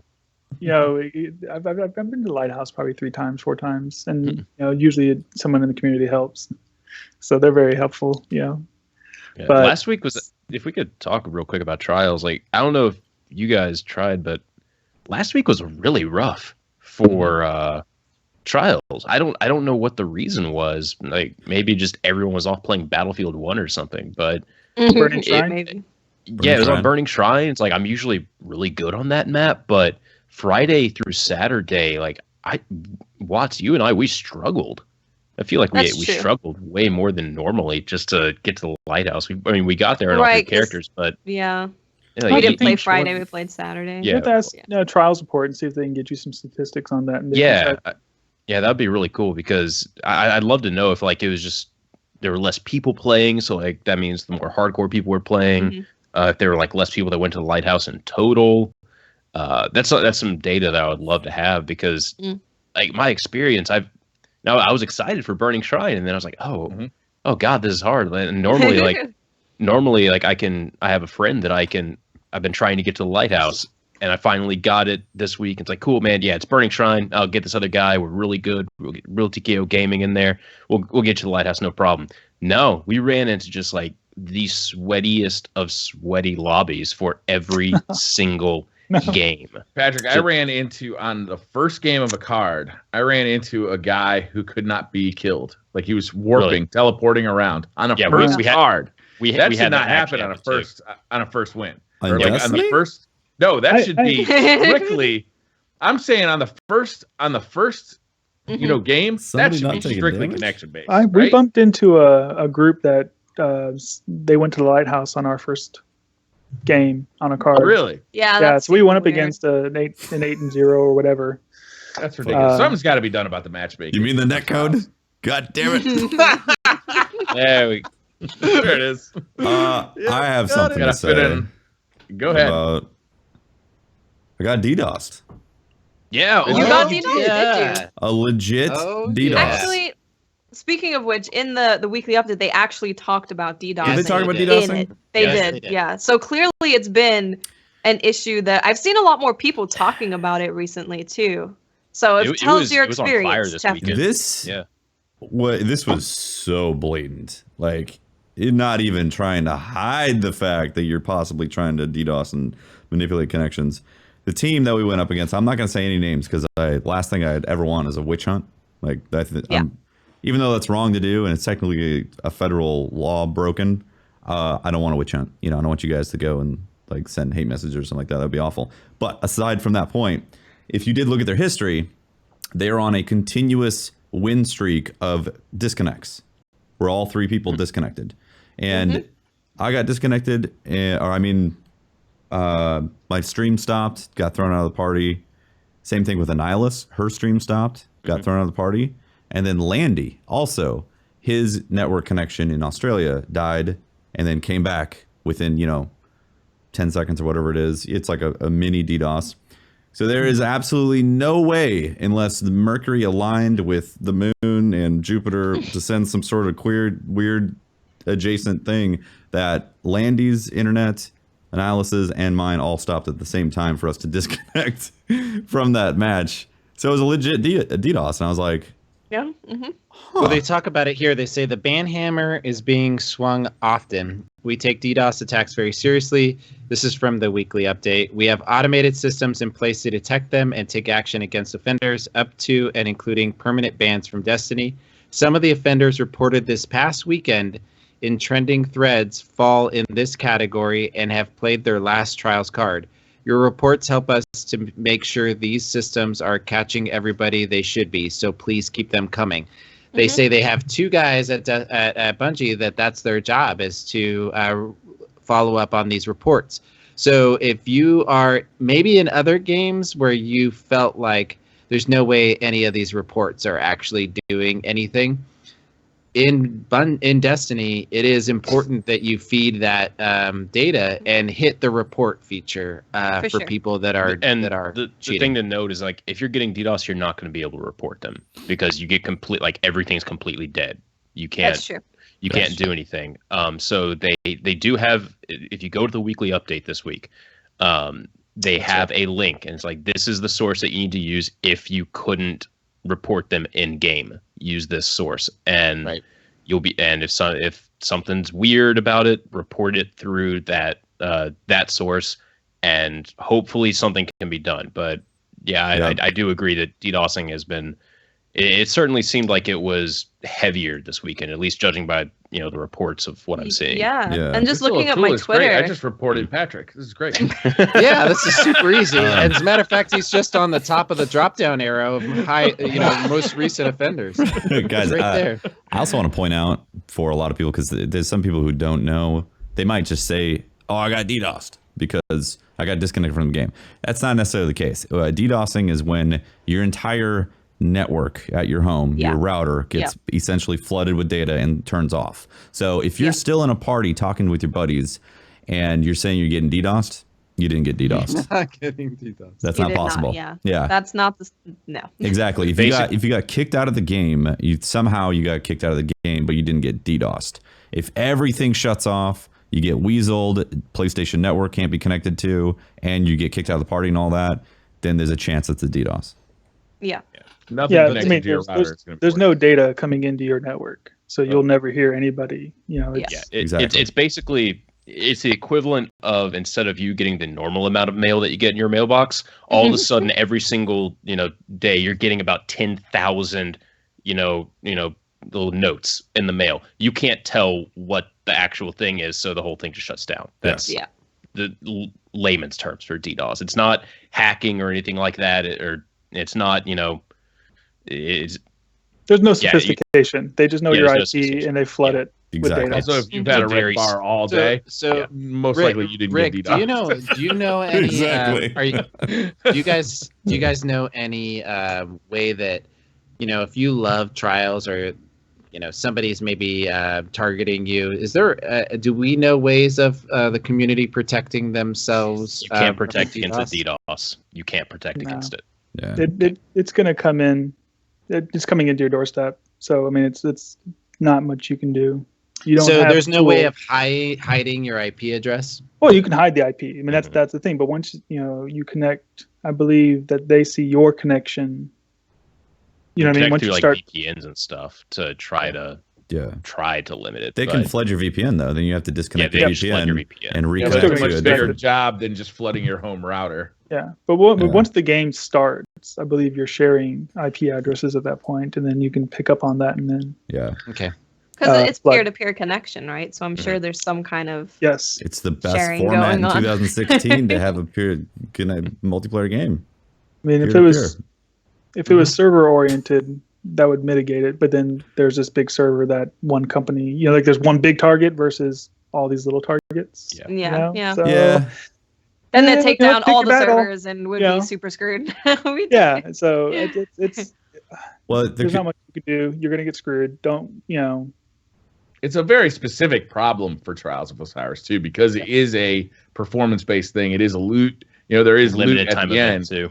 It's incentivized. Yeah, so it's who really cares? Why would you DDoS somebody in Battlefield or COD? It doesn't really. You're just being a jerk. In Trials, your KD's precious. In Trials, there's actually there's a biscuit at the end of this. Yeah, I want There's that something Warlock there. bond. Can I get that Warlock bond? That's what I want to get. That's hilarious. Destiny runs on LimeWire, confirmed. Oh, that's funny. Yeah, Love it. yeah. So yeah, that's that I didn't get a trials run in. I was I run it on Monday mornings, but wasn't able to. You know, I miss that. I miss that map though. That's a good one. Burning Shrine's probably my favorite. It's my favorite. So, all right, I look forward to It it was the this first. week though. It was the first. It was the first, and it's always going to be the best. No. All right. Well, what's next, Briar? Have we? Do we have anything new? I got something to talk about. What's I'd that? love to hear about it. Tell me more. Like, no doubt you've noticed these wild blue mics and headphones that we're using. What? They're just some of the iconic gear that Blue creates. Blue's award-winning products are the driving force behind professional musicians, internet creators, and countless elite gaming teams and Twitch streamers. Their Yeti USB mic is the internet's most popular microphone, and their MoFi and Lola headphones deliver insane sound and a very personalized fit. Oh God! No, it's all Sorry, right. I almost got it. I almost got it that way. Finish the ad. Do the ghost I almost got it that way. Oh. Choked Blue right at the offers end. everything Rip. you need to completely immerse yourself in the ultimate gameplay experience. Learn more about Blue at bluemic.com. I almost had it that week. So close. Choke. Choke. Choke. You guys want to do some Twitter questions? Yeah, that's right. Yeah. I would say I have something I wanted to mention that I thought it might be pretty cool. Let's do that. Can I do that real quick? Absolutely. Yeah. So I'm a huge space geek, like aerospace and planes, rockets, for example. And in November, DIM is going to be going to Kennedy Space Center, Cape Canaveral, and we're going to be covering a rocket launch. Oh, that's awesome. Yeah. Really? So NASA's launching Gozer, the Barbarian. It's a weather satellite. It's a very advanced weather satellite, and we got a media credential to go down there and cover the launch. So for 2 days, we'll be using Periscope and Twitter and showing off some of the really neat facilities they have down there, talking about the satellite and the rocket, and then I'll be covering the actual launch. So yeah, I'm super excited. That's really cool. This is pretty cool. That's Yeah, that's really pretty cool. cool. That is really cool. Hell yeah. I grew up around aerospace in California. My dad worked on the space shuttle. So this is like a great moment. If they forgot anything behind, too, they'll know who to talk to. That's true. Just move it right over for them. We need someone to go fix the rocket. I'll be like, I could do it. Dim for NASA. No, so we're really excited to have that opportunity to go down and cover the rocket launch. That should be a pretty neat opportunity. So we're trying to, use all the people that follow us and show them, the neat things that NASA's doing. That's really cool. And the second thing I wanted to talk about was maybe some of the future stuff that's coming. Hell yeah. Yeah, sure. Yeah. Get that in Just real quick. Definitely. Whet my appetite. Bungie is working on a new way of authenticating with their website. So the way DIM works right now is, we can, access your credentials by using your cookie. But that's, not the best way to do it. The best way is like what Facebook uses. You ever gone to a website that wants to use your Facebook credential? Mm-hmm. You'll transfer to a window, you'll authenticate, and then you'll come back to the app. There's going to be one for Bungie soon. Nice. And Oh, wow. use it. That's And cool. when we do have that capability available to us, DIM will be still offered as a Chrome extension, but we're going to move to DestinyItemManager.com. So I at know that where this is going. I know where this is That- going. point, you'll be able to use DIM on your phone, tablets, desktops, console. Yeah. Would you That's like what I'm Console. talking about. like that snap DIM to the side in your Xbox, maybe? Mm. Woo! Get That's wrecked, PS4. Hey, I'm an Xbox main. That's my jam. But I That do play on is so PlayStation. awesome. So we have some pretty high hopes coming up. So That's we very exciting. talked about mobile, in the past, but it was always hard for us because we were making a very compelling desktop experience. And it was like splitting the talent too much to make a native app. And Ishtar and other apps are really good. So we kind of just said, we'll keep working on DIM. Now we can still stay within our forte in a browser environment, but then we can take that to phones and tablets now. That's great. So, hey, DIM's coming soon. You know, we Yeah.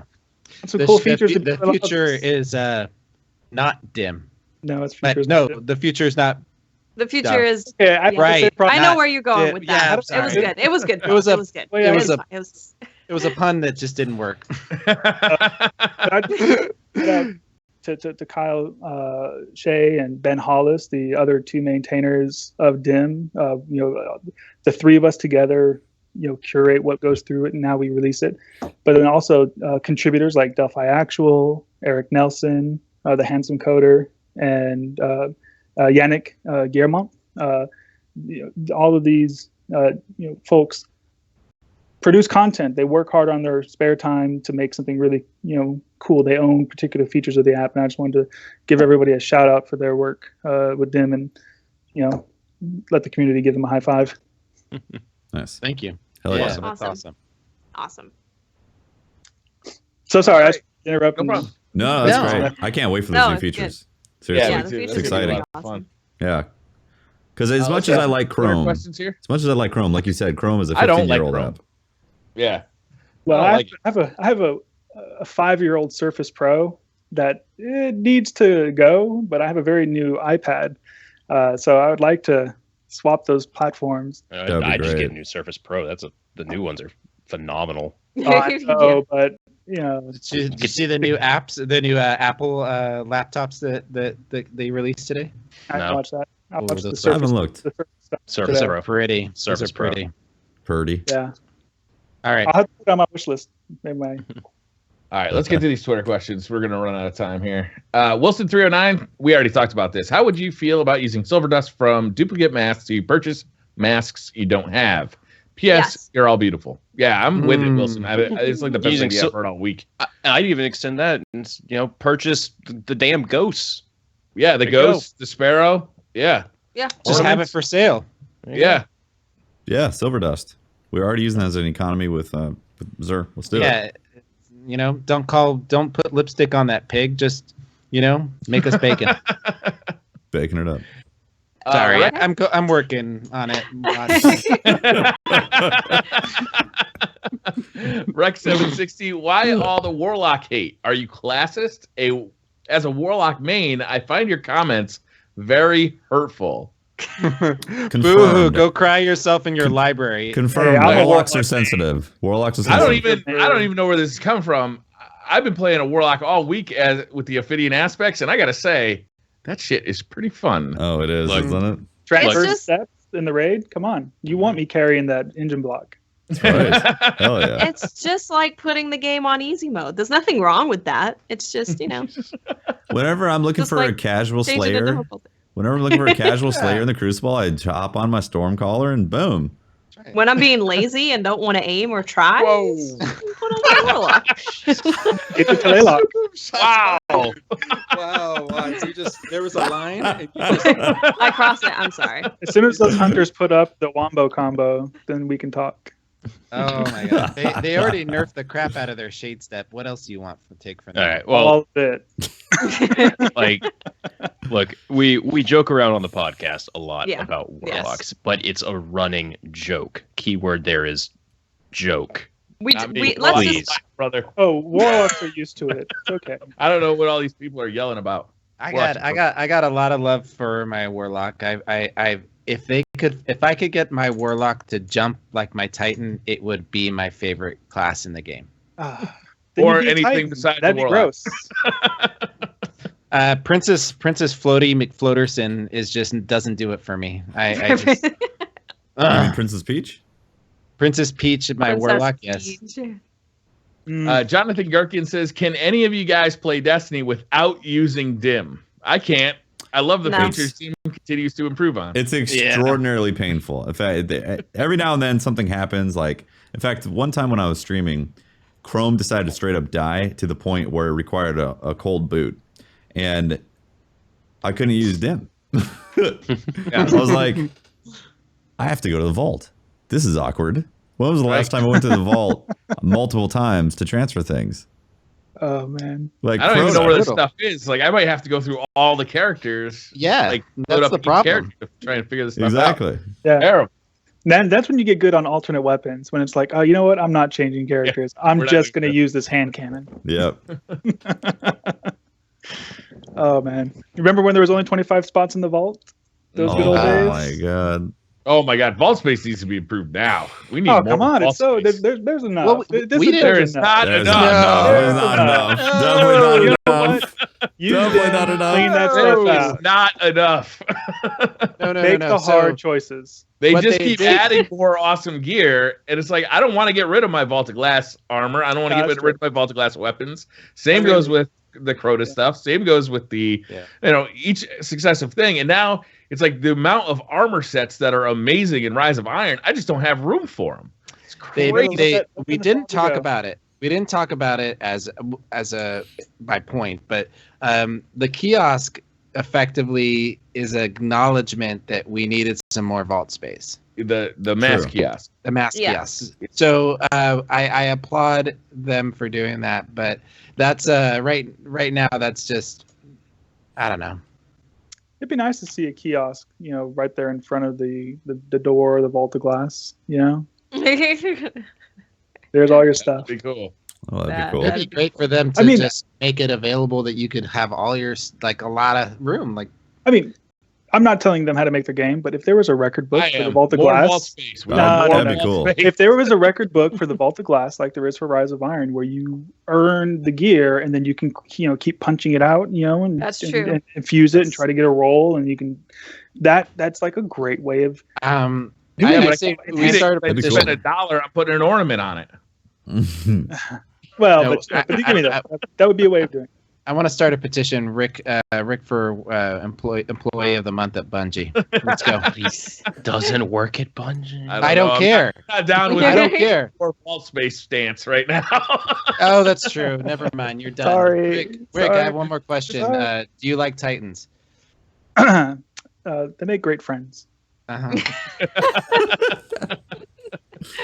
I have 2 warlocks and a titan, and I play my titan when I just want to go horizontal.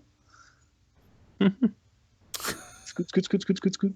Oh, okay. I was thinking Sidescape. So warlocks go up and down, and yeah. Oh, shit, they titans do. go that No. way. Yeah. Let's keep going. Keep going. Next question, Brian. Last movie at 9. What is the ratio of hate messages to nice messages you receive from other players during mass messages? Okay, so this is something I've actually been looking at recently.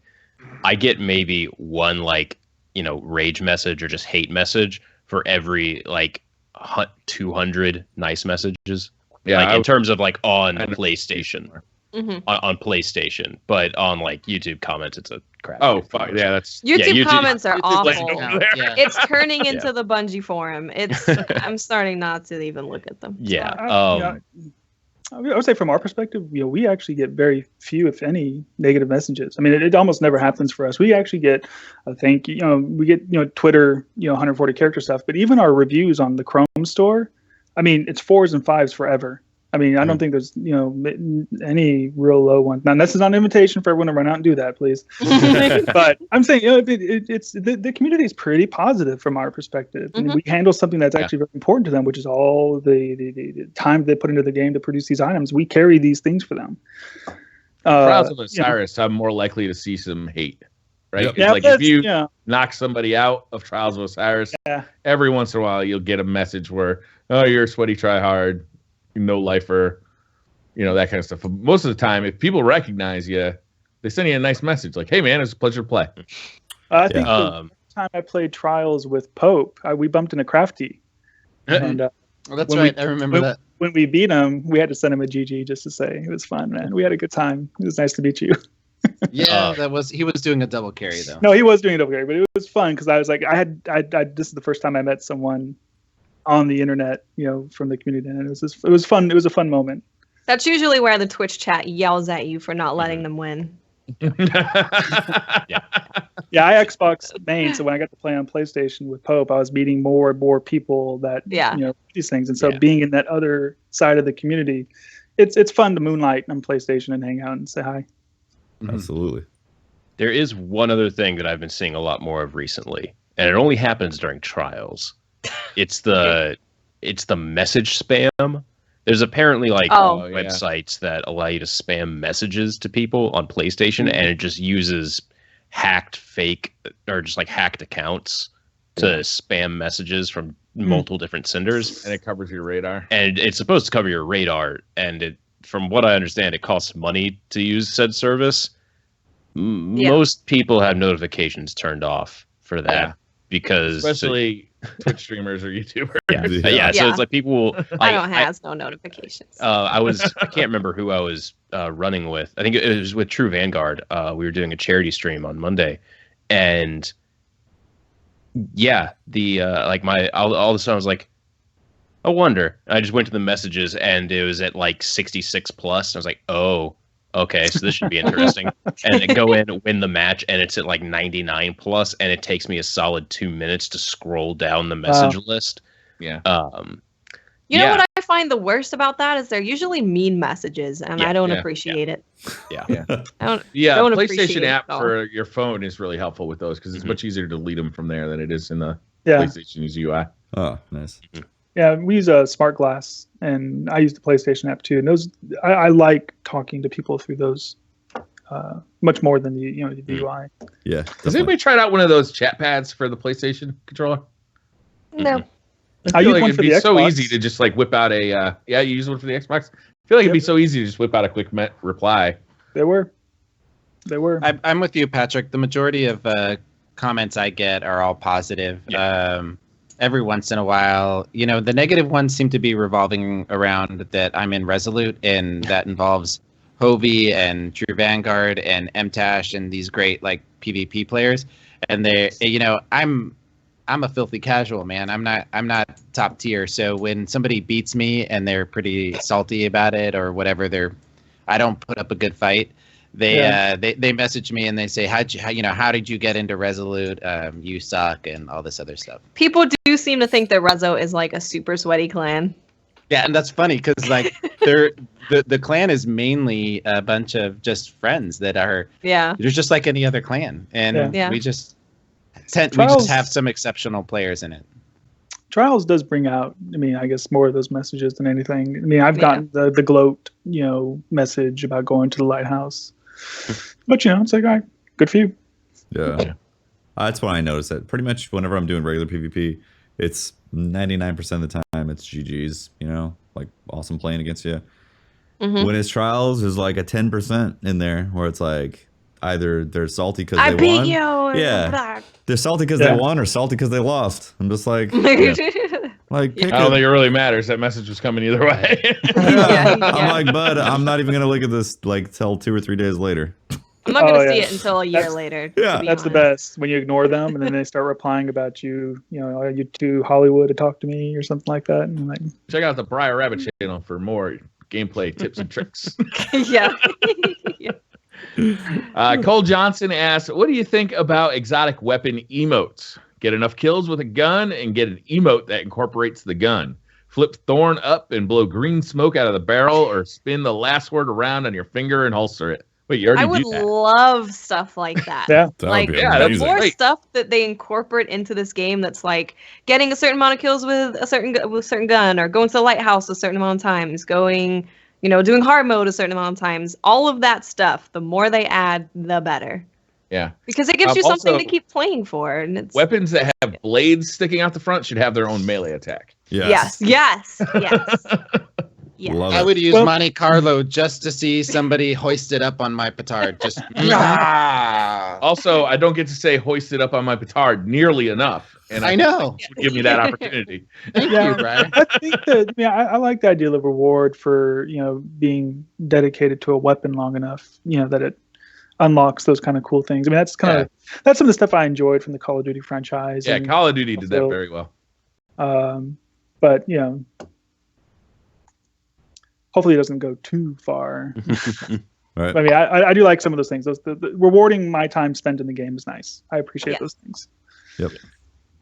Randall Perfected asks, what's your favorite new exotic armor piece from Rise of Iron for PvP? Ophidian aspects. Yeah, it's got to be the Ophidian aspects. Those things are so good. Yeah. I guess just to say something different, the Frosties for hunters are pretty stupidly I powerful. can't run with them. I feel like I'm drunk. yeah, you turn really, really quick, which is jarring to get used to. But Yeah. Marchers are fun for the same way on the Titans. yeah, but the whole my grenades now have a 12-second cooldown. My smokes now have like a 30-second cooldown. Oh, and so basically every match is a mayhem match now for you on a hunter. Am I allowed to say? Can I say trespasser even though it was armor?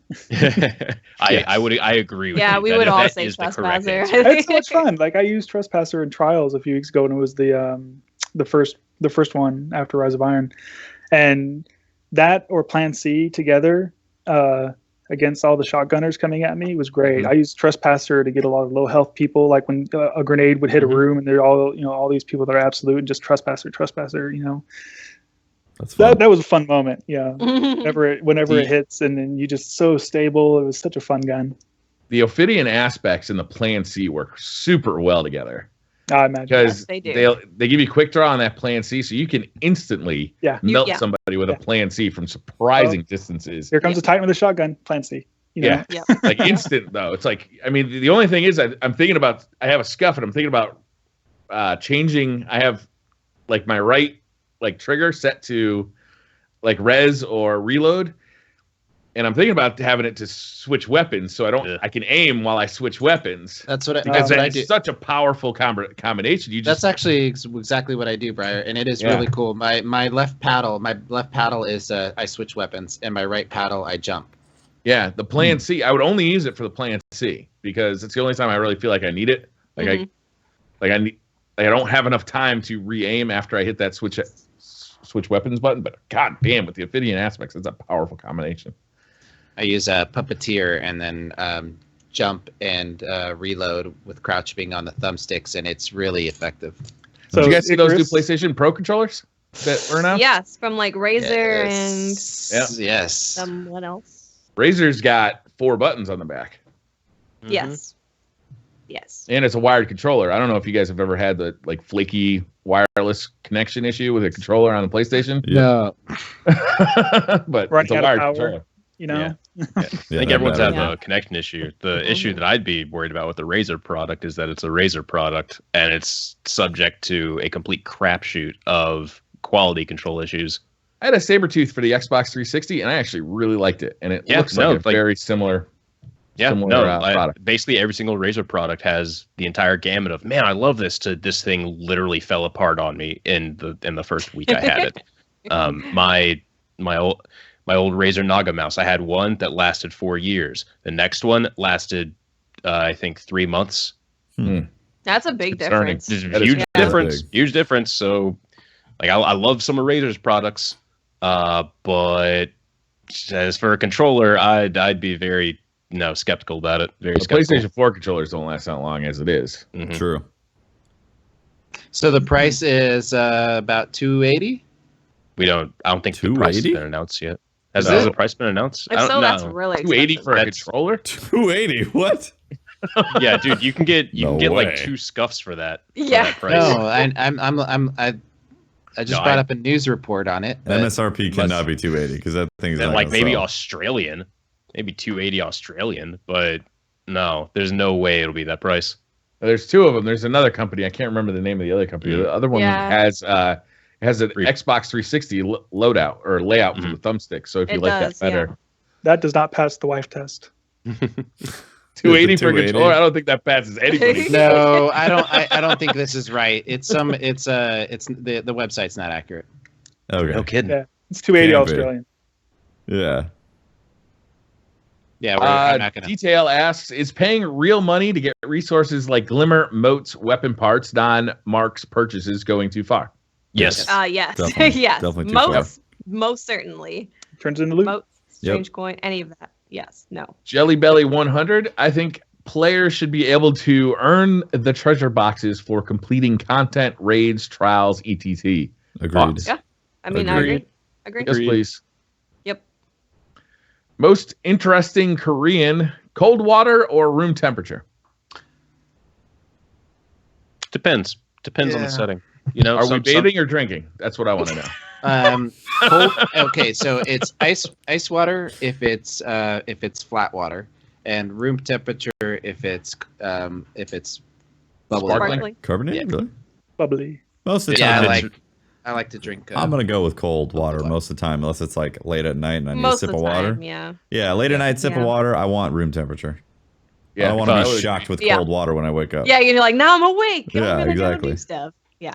That last 30 seconds in the shower when you whip it over to cold. No, nobody else. No, I do that. yeah. On a hot summer day, Yeah. I'll do that. If I'm hungover, I prefer room temperature water because then I can drink more of it. Yeah. Yeah. Really? Yeah. Room temperature water. Room temperature water. You can drink it. You can drink more of it and drink it faster. Mhm. Yeah. I tell my wife all the time, light ice when they go to the drive-through. So like I don't like. Well, that's Cold just because I stuff. want more soda. Well, I don't like cold stuff. I like warm sodas. Like I don't chill them. I just. My I'll kids drink are like that. I don't warm I don't know. Coke. Weird to me. Yeah. That's okay though. That's strange. Different strokes for different folks. Dixie Smash asks, with Festival of the Lost out and no new vault space, are you hopeful that it will change during SRL, or are we doomed till Crimson doubles? We're doomed know. till Destiny 2. Yeah, I don't know why you're thinking February. You got a little much longer to wait. Man. Well, it's Yeah. I think I they think said vault something. space will always. I mean, I think vault is always going to stay the same. Vault space is what it is now, but I think that there'll be some kind of mechanic that'll preserve sets to like relieve the vault. But that's my guess. I don't. You're right, actually, because they said they were working on something for the vault, and that might have been the mask kiosk. That might have been it. Mhm. That's it. No, That's what they that were- can't. That's not enough. That was I got- it. Briar, I got my though, PlayStation. read between the lines, man. That might have been what they were working on. I know, to free I know, space. Read I- between the Same lines, thing, Briar. but it Read ain't- that's between good the enough. I'm lines. telling you, I don't want to get rid of my Hemiotos armor or That's not like it. There has to be more. Aztec or whatever it is for the Warlock. I don't want to get rid of it. It's cool stuff. I earned it. Why do I gotta get rid of it? Give me more vault space. I think there has to be more. I mean, it's insufficient. No, it hasn't been. No, I'm saying, he but said you're- insufficient. He said It's insufficient. insufficient. Calm It's down, just Brian. holiday It's gonna stuff. be okay. Briar Don't gets heated attack about people. this. He needs a cold shower. I really want to be able to respect my investment, in generating these sets of gear, and then Yeah. I had to cross the line and delete my Vault of Glass gear to have room for this additional drops in Rise of Iron. And it was a big step for me because I had invested a lot of time in Vault of Glass to pull this stuff out, and I think that gear actually the Titan gear from Vault of Glass is the best. I love that, and I had to get rid of it. And when like I said, it was a big step, and it was a step I didn't really want to have to take, but I did. And I don't think about it, but I would like to have that back through some means. Yeah. Yeah. More space, please.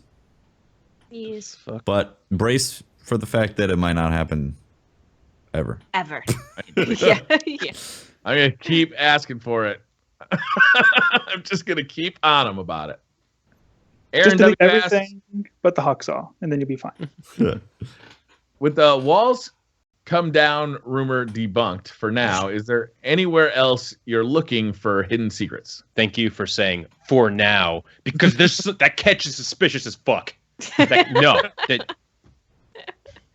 I No. fell asleep to you searching for secrets, Patrick. I about fell asleep to be searching for secrets. Wasn't today's daily like something that may have had like It was yesterday. It was yesterday's. yesterday's? I think Okay. it was yesterday's. I'm hesitant on my sleep schedule. I love it that the community wakes up and like, all right, let's go look. No, like I was Yeah. the only reason I even stayed up is because like, okay, I'm gonna be on top of my Arms Day video. Just get that done, go get some sleep. Be great for tomorrow. And like I was like, oh, I saw the packages come up. I'm like, cool, let's go check this. Oh, I should check the daily before I go to. Oh my god, it's when the walls comes down. It's the one. There's wanna totally see- gonna be a thing. I'm gonna be the first one to find it. Yeah.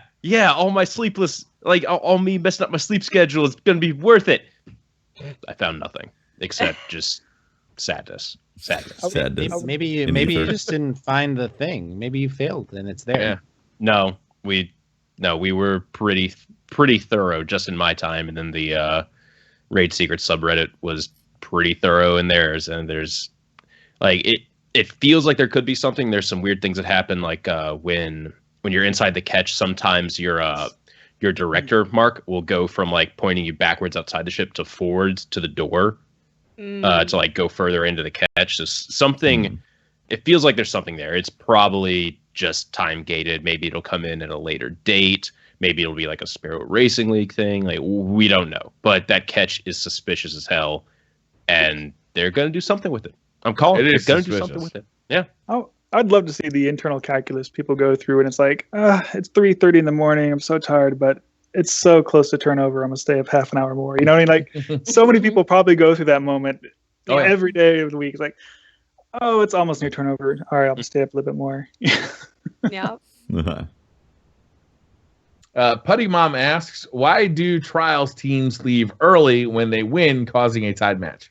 Most of the time, if you're running a bunch of trials passages that day, you want to maximize like how many games you can play, or if you're trying to carry someone, you want to minimize the amount of downtime, and waiting for the end screen to come up and then the next screen to come up and then going back to orbit. That's longer than just trying to leave right when you're done. And sometimes they do it wrong and they'll leave before the countdown clock is officially over and it's given them the last win, and then it causes them to leave, and then congrats on your win now. Yeah. Yeah.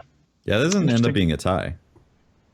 Yeah, it can show as a tie sometimes for the losing team. Oh, yeah, it'll show as like both teams on like the same card or something like that. It's weird. It's just a save and time thing. Yeah, if you play trials for like say 4 hours in one night, you're gonna save easily 30, possibly 45 minutes. It's kind of crazy. That's a good chunk of time. That much, huh? Yeah, it's a lot. You save about 2 to 3 minutes every time you just leave early. Yeah, that's a big deal. So it's worth it.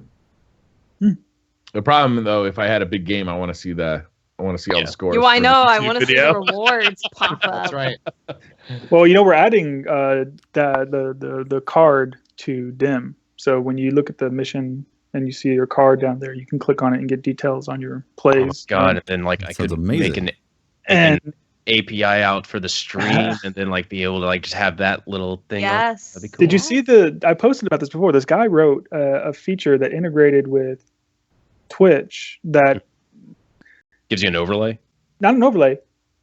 It would randomize weapons and then bring out 3 of them, and then the community can choose. They vote which one to pick.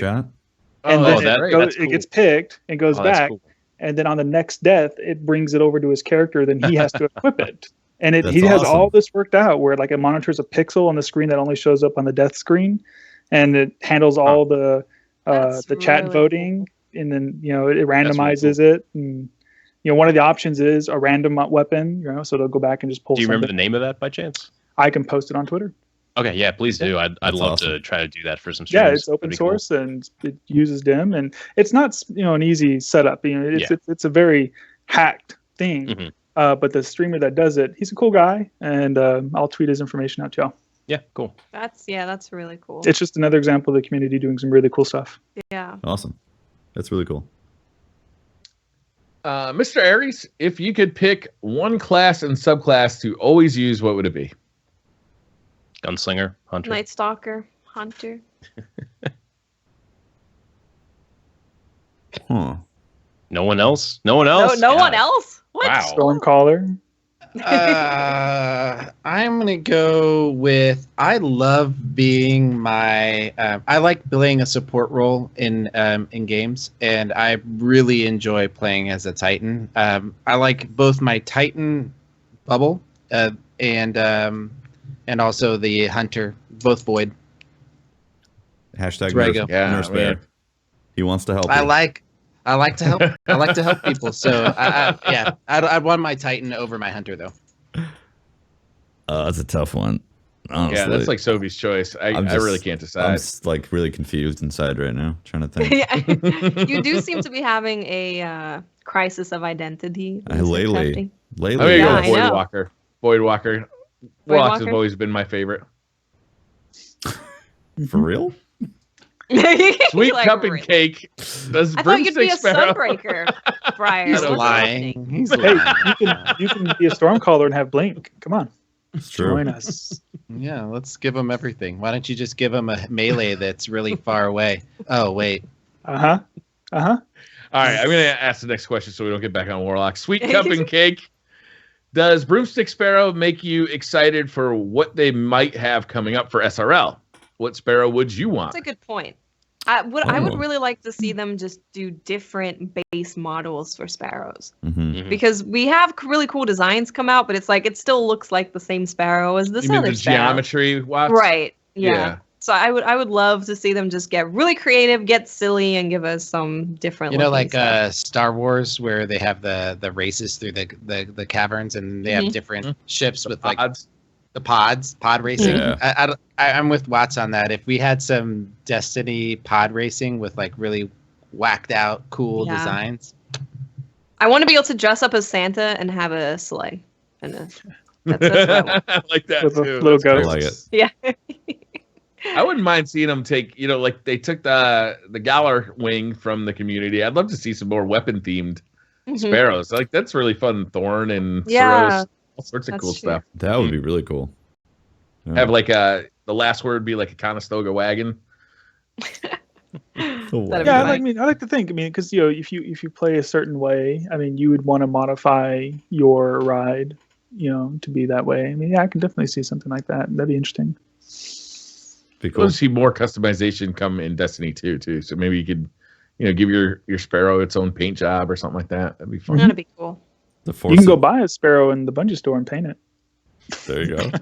Oh yeah, I have this one right here. There you go.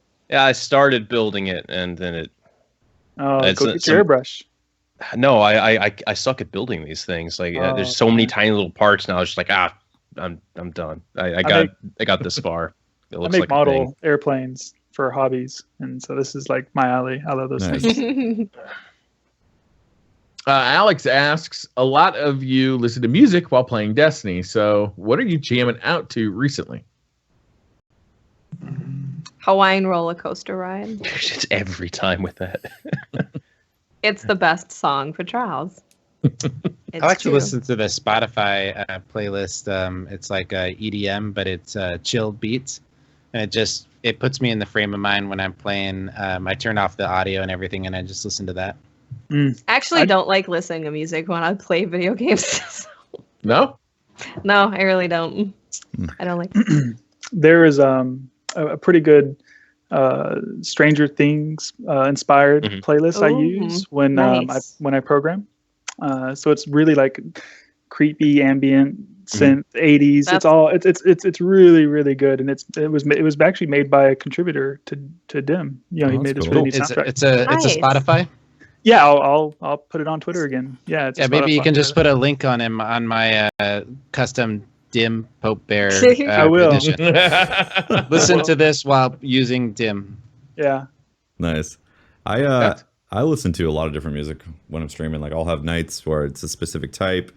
I'll have like Iron Maiden night. I'll have LCD Sound System night. I'll have like Guns N' Roses night. Like all kinds of stuff. I'll have 90s hip hop. Like I prefer for PvP. I find that's like fun. Sometimes I'll listen to 90s grunge, and that'll get me a little too riled up for PvP. So I notice my angst level getting higher. So I have to have a type of music that works with it, whether I'm raiding or whatever. A great band that's actually kind of in that Stranger Things type of area is Dance with the Dead. I don't know if you heard of them before, but they're like they're an independent electronic / rock band that I found out from Man vs. Game actually, because he played them a lot. And every now and then I'll have like a Dance with the Dead night, and it's great. A lot of fun. Recommend it. As a person who doesn't stream but watches your streams, I would like an option to not listen to your music because it interferes with my music that I listen to during the day. Yeah, I wish that there would was be an a really option for that on cool. Twitch. Yeah. That'd be amazing. Multi-channel audio streams. We need that in Twitch. That would be so That would cool. be amazing. Huge, because really, I like watching your streams. It's just a little window in the corner, but I also like my music. Yeah. So I have to turn your audio off, but then I kind of like listening. You know what I mean? So that'd be pretty good. Yeah, absolutely. Yeah. Got some good ideas. I like listening to all sorts of music, but sometimes I really like to listen to music that doesn't match the action at all. Like I'll listen to like really happy, upbeat music during trials, like murdering people, to like "Happy" by Pharrell Williams. And like through the tulips and stuff. Yeah, like stuff like that. Like it's fun. I've been listening to. I like. What is the one Discover playlist? I always love listening to the Discover playlist on Spotify because it's always got stuff I hadn't heard before, which I like. And lately I've been listening to horror movie soundtrack because it's Halloween. Nice. Hey, speaking of Halloween, I want to ask a question real quick. Is there any Halloween games you guys are planning on playing in or around Halloween? Titanfall 2? Nice. It's not a Scary scary as hell. Right, you're breaking. There's a game for VR that it's called Until Dawn something. VR. And it doesn't have much to do with Until Dawn. Yeah, Rush of Blood. There you go. And it's basically like you sit on like a roller coaster and you go through different areas. It's an on-rail shooter. Oh. I want to play that and record that for Halloween, I think. I played that on stream last week, Watts, and there were a couple of times where I screamed out loud. Like, yeah. Like shit just pops up and it's like, right fucking here! I hate that feeling. I would never, ever, ever want to experience a game like that. I hate that. When Outlast comes out for VR, there's going to be like heart attacks. God. No. Consult a physician before you play this game. They will have to put that warning on some VR stuff. Like, guys, I feel the need to say we missed a huge opportunity. This should have been a spoopy scary podcast this week because we should have had costumes. Yeah, we completely missed out on that. We can't do it next week. Halloween's past. Can we not? We can still do it. We could. Hey, my costume. We're already at 2 hours. We're already at 2 hours right now. So it's like, I can like put on some tinfoil on my head, but I mean this is just normal. Your hat Patrick is slowly falling apart. I like this Thor look you got there. Nice. Next question. I already asked that one. And that one. Brandon Mulebroner. Is it possible that there are no hidden exotics this time other than Outbreak Prime? Is year 3 spindleless? I'm going to say not yet. Is it possible? The question was, is it possible? Is it possible? Sure. Yeah, but of course. I don't think it's probable. You can crush dreams all you want. You don't think it's probable? Crush those dreams, man. It's possible. You can walk around popping everybody's balloon, but no, I like to think that it's going to happen. And it's going to be on a day that we don't... I think Bungie likes that feeling of excitement when the community discovers something. Yeah. I think if we haven't discovered whatever it is in short order, we're going to get some sort of clue type thing that will most likely time gated in some sort of fashion. That's my thing. Because look, the Black Spindle was like the Black Spindle and No Time to Explain and Sleeper Simulant.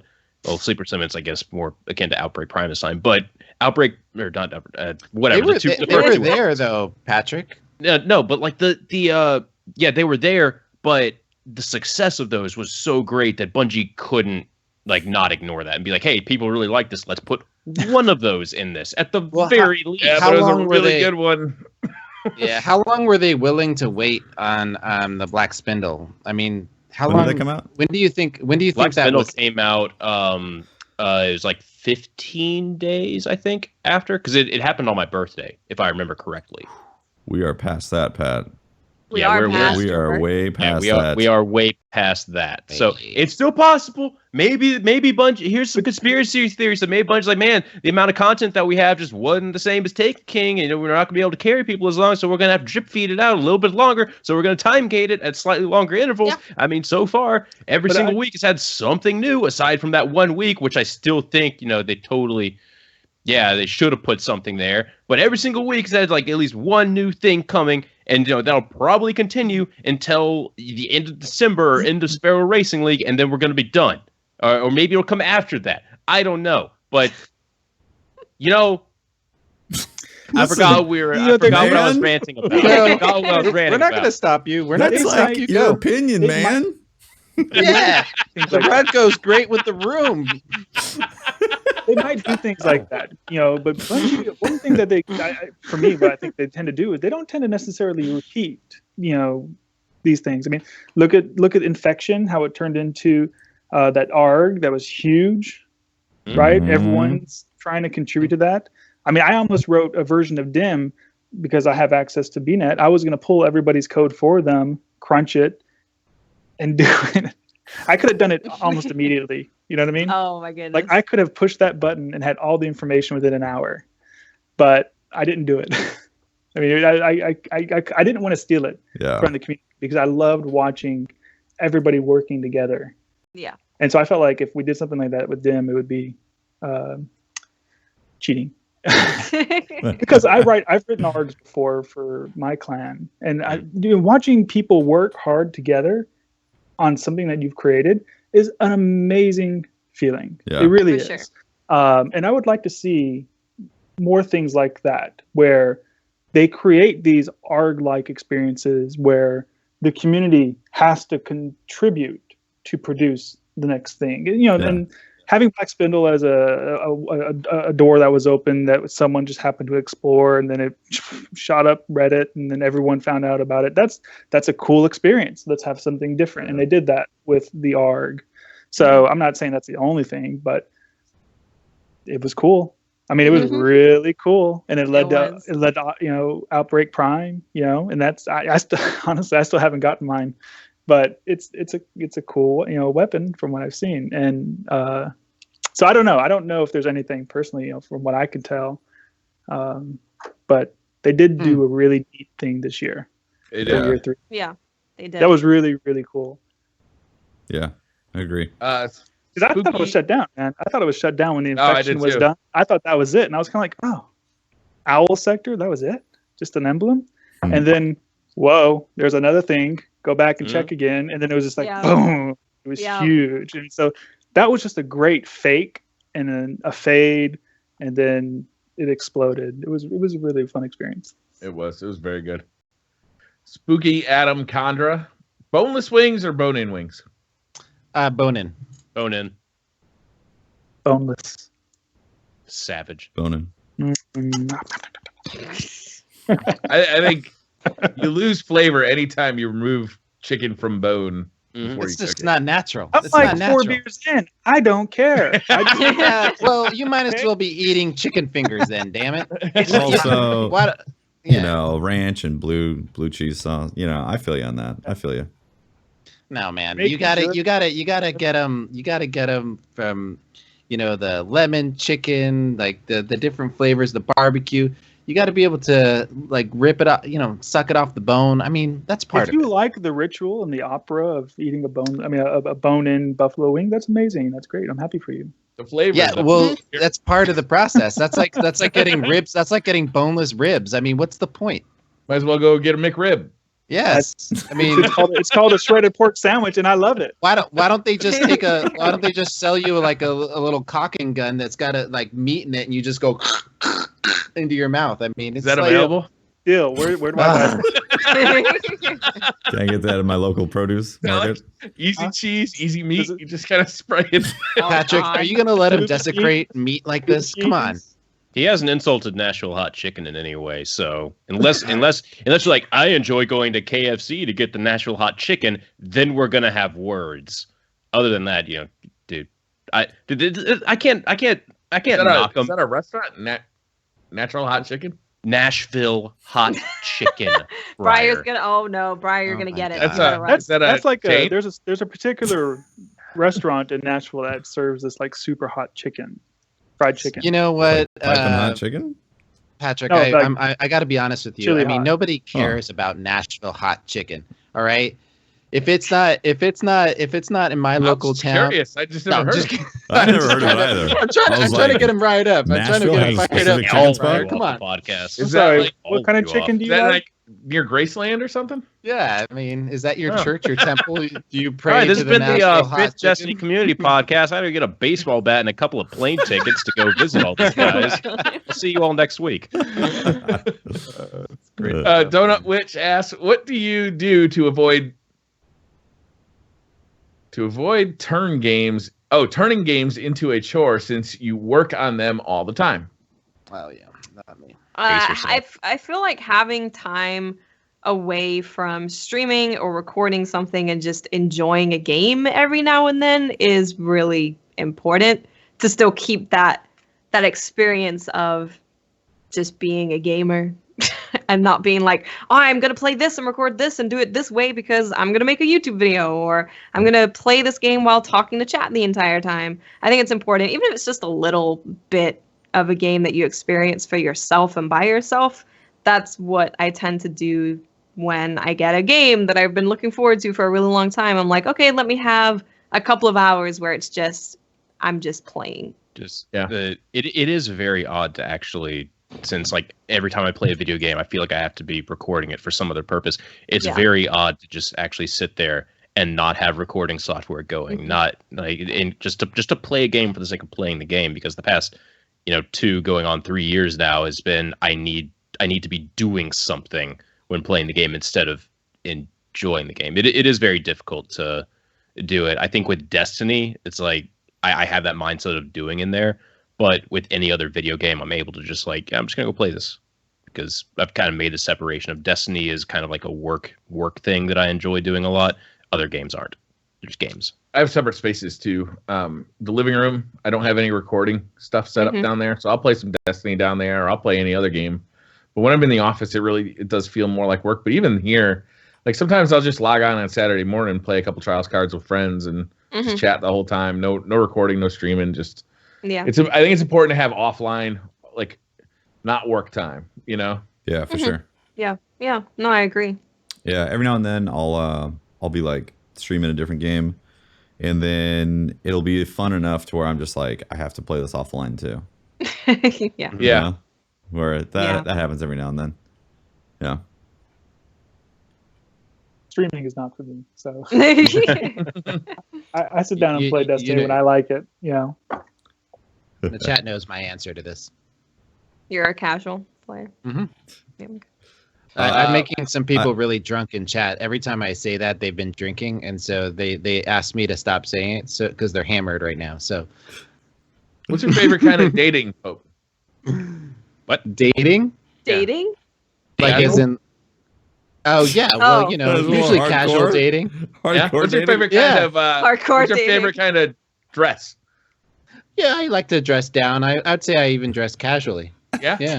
Okay. Yeah. Huh. I like casual things. I like to go casually down the street. That's at least a 6-pack, guys. Go.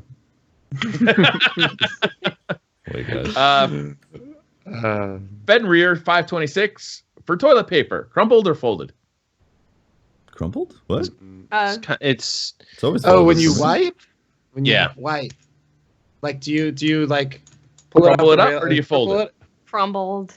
It's all about the wrap around the hand and then take it off the hand, and then now it's both folded and and the thickness of the crumpling, and it's got the sturdiness from the folding. And also you keep it. It's not about front or back facing toilet paper. I like it on its side, stick it on the counter, done. I rip off like a 4-foot long sheet, grab one side behind me, and grab one side in front of me, and just.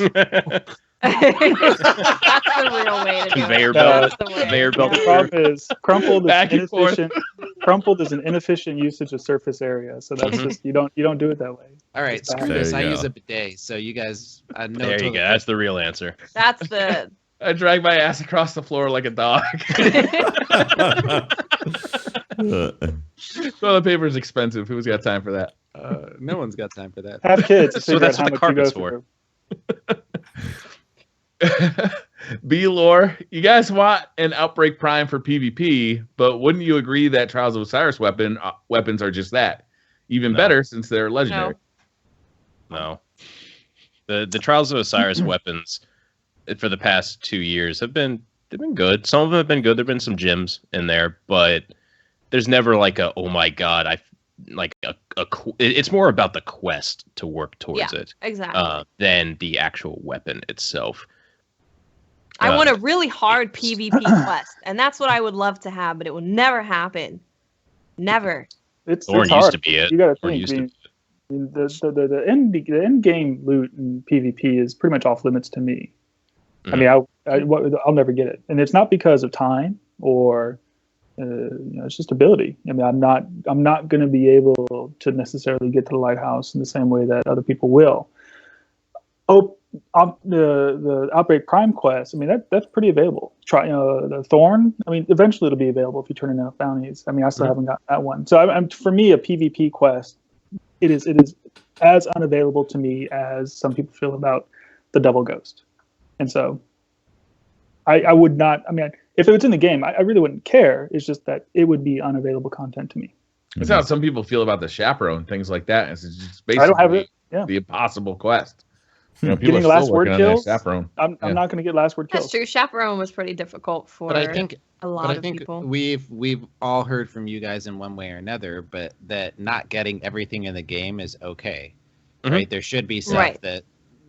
Yeah, I don't care about not having chaperone or completing the last word part of that PvP quest for.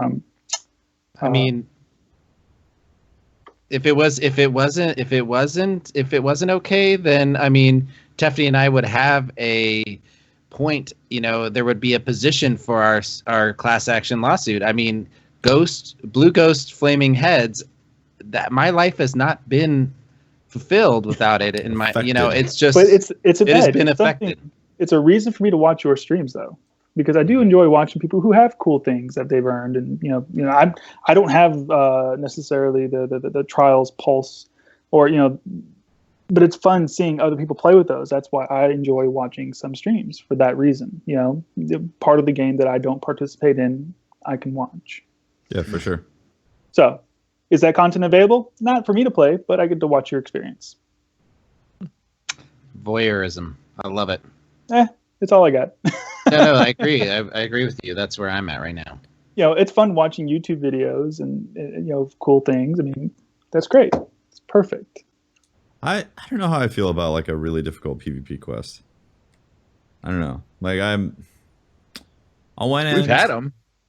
No, you're right. We've had them, but like, so that's what I'm saying. Like even more difficult. Like, reach the lighthouse 3 times in 3 consecutive weeks on a character, and then reach top 10 DTR for at least one day.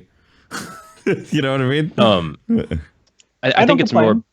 Yeah, it's more about the location of the quest too. Yeah, I completely agree. Like we have had really difficult PvP quests, Thorn in the past, Chaperone in the past, that are. Yeah, it was climb the mountain or ascend the mountain. Yeah, climb the mountain. It's available.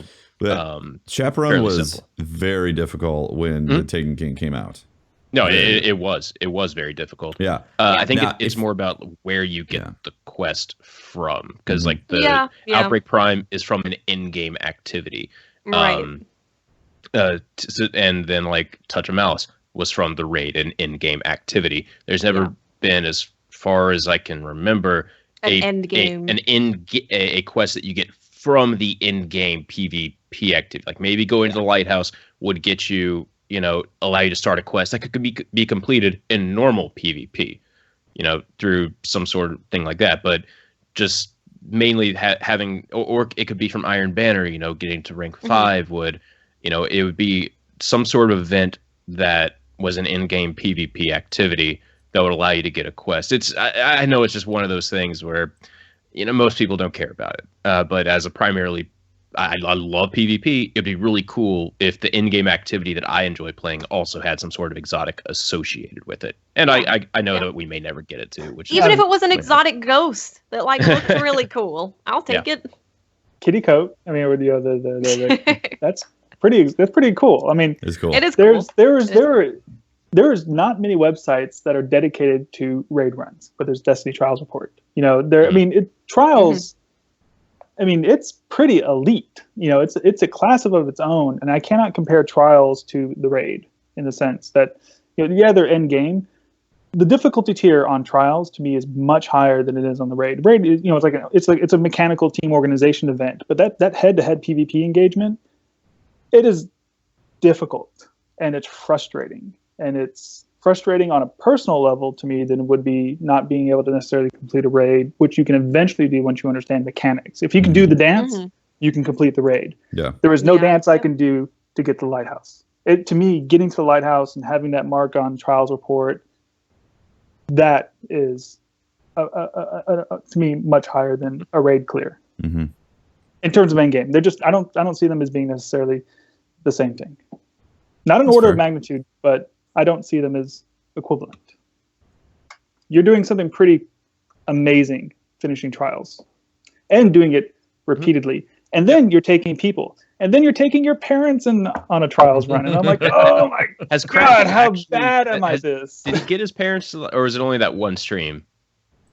He did Was not it- get them to the lighthouse. Okay, no. yeah, he got like 4 or 5 wins into the card, I think. But then, Yeah. couldn't Still make it pretty past that. impressive. I mean, Yeah. they were like bumping into walls and stuff the way I hear it. They couldn't Yeah. walk. Yeah, Could not. Yeah. It was hilarious. So it's to me, trials and the loot. When someone shows up with like the warlock bond from trials, like I really want that. Is it going to happen? No, it's not. But I do want it. That to me is elite gear. It may not be gold. Yeah. It may not be exotic, but it is pretty damn cool. That's true. Sorry. What do you guys think? For No, 2 hours, it's fine. 20 minutes. No, it's you a guys- good perspective. We- It's a good perspective. We should wrap it up. Do you Yeah. have like one more question, Briar? Maybe. Yeah, I got plenty more questions. Okay. Yeah. Pick Pick out Pick one out a more really question. good one. Like A the really best good one? question in the world. Really Yes. good. Boy, I Best feel like I question listed my best possible. stuff on So- the toilet paper one. Pressure. Yeah. Pressure. All right, here's one. I don't know how good it is, but I like it. Daycath Slays. What do you watch the most, Twitch or YouTube? YouTube. YouTube. YouTube. YouTube. Twitch for me. I think it depends on what he means by the question, because hours watched is probably Twitch, but more frequently But watched actually- is probably YouTube.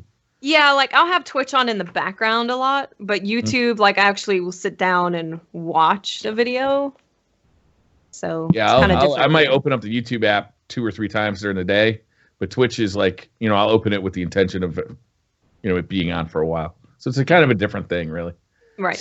It's true. It's amazing how much YouTube my kids watch. People Oh, playing God. Minecraft. I mean, because that's their game right now, and they Mhm. watch. There's a particular streamer, I can't remember his name. That's a Minecraft streamer, but I mean, there's just tremendous amounts of rewatchability, on that YouTube content. So that's probably number one in my house.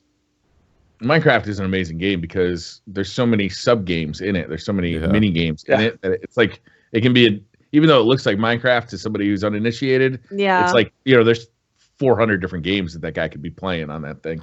It's Yeah, and amazing. you can be a content creator. I mean, you can create stories and narratives, and Yeah. you can tell those stories with them. And that's the thing that my kids are kind of getting into, is this idea of creating a world and then telling a story, and they want me to show them how to record it. I mean, they want to become content creators at 6 and 7 and 8. It's cute, and I'm trying to encourage it, but I don't. I'll Absolutely. never make their stuff public. But I am saving these. But things save for when it, they get because older. maybe when they turn 20, you might want to make that public all of a sudden. They're wedding. Little blackmail. We do have one problem with the podcast, and that is that Tefty is not explained about being gluten free. Did I Oh not? yeah, he hasn't done that. He hasn't done that. Yeah. We have a problem. This is bad. No, we think got a we World mentioned War. We got. World of Warcraft. We got. Yeah. Yeah, we've had Sucks World of being Warcraft, we've gluten-free, had guys. netcode. There we go. Sucks being. needed a In fact, food I was gonna question. bring it up when the chicken thing was there. But I was like, nah. So close. You were like fried chicken. I'm like, it must be nice having fried chicken. I can't. Gluten-free. I'm gluten free. Yeah. There we go. There we go. That's a problem.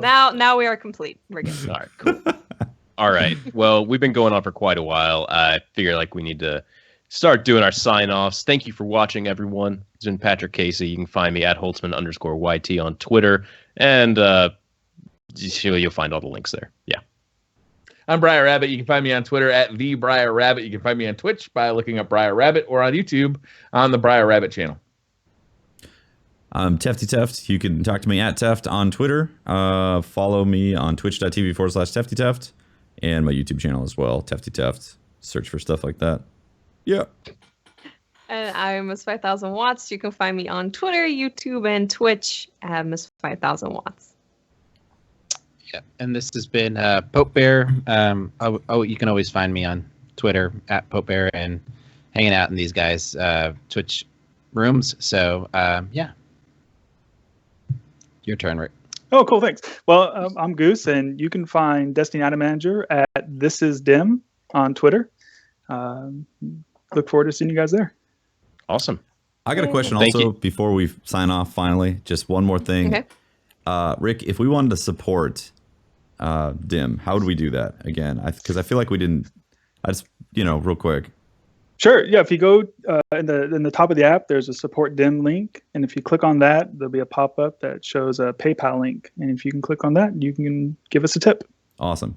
If you guys use Sweet. Dim, you should consider it because they deserve it. Give Seriously. $1, something. Yeah. Because it's such an amazing, helpful app that so many people can't live without. So deserves all the support. Yep. Thank you. All right, everyone. Yeah. Thank you for tuning in. This has been the 5th episode. Wait. We got one thing to talk about. Oh, what? The charity stream. Oh, shit. Yeah, about that's that. this Charity. weekend. Oh, that's this weekend.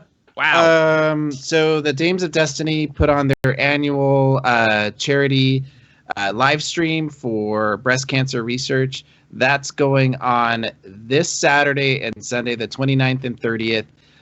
It's a great event. There's tons of great streamers, and we've got Guardian Outpost, Hamburglar, Triple Wreck, Planet Destiny, Lady Desiree, Sean Bartley.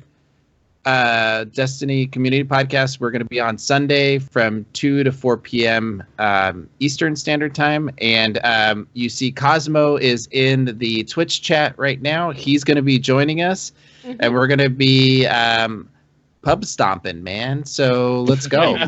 And we've got, there's a bunch of great Guardian Radio. Lumi's going to be there. Rezo is going to have a room. It's going to be fun, and we're raising money for breast cancer and research. Did it last year. It was a great event, and if you want any additional information, you can always go to my Twitter, and I have some linked schedules and things like that. Please join us. Yes. Awesome. Hell yeah. Well, I think it's real this time. I think, Thank you for tuning in to the 5th episode, and we'll see you later. All right. Bye. Bye-bye. Bye-bye. Bye-bye. Bye. Bye. Bye. Boo. All right. Stop recording.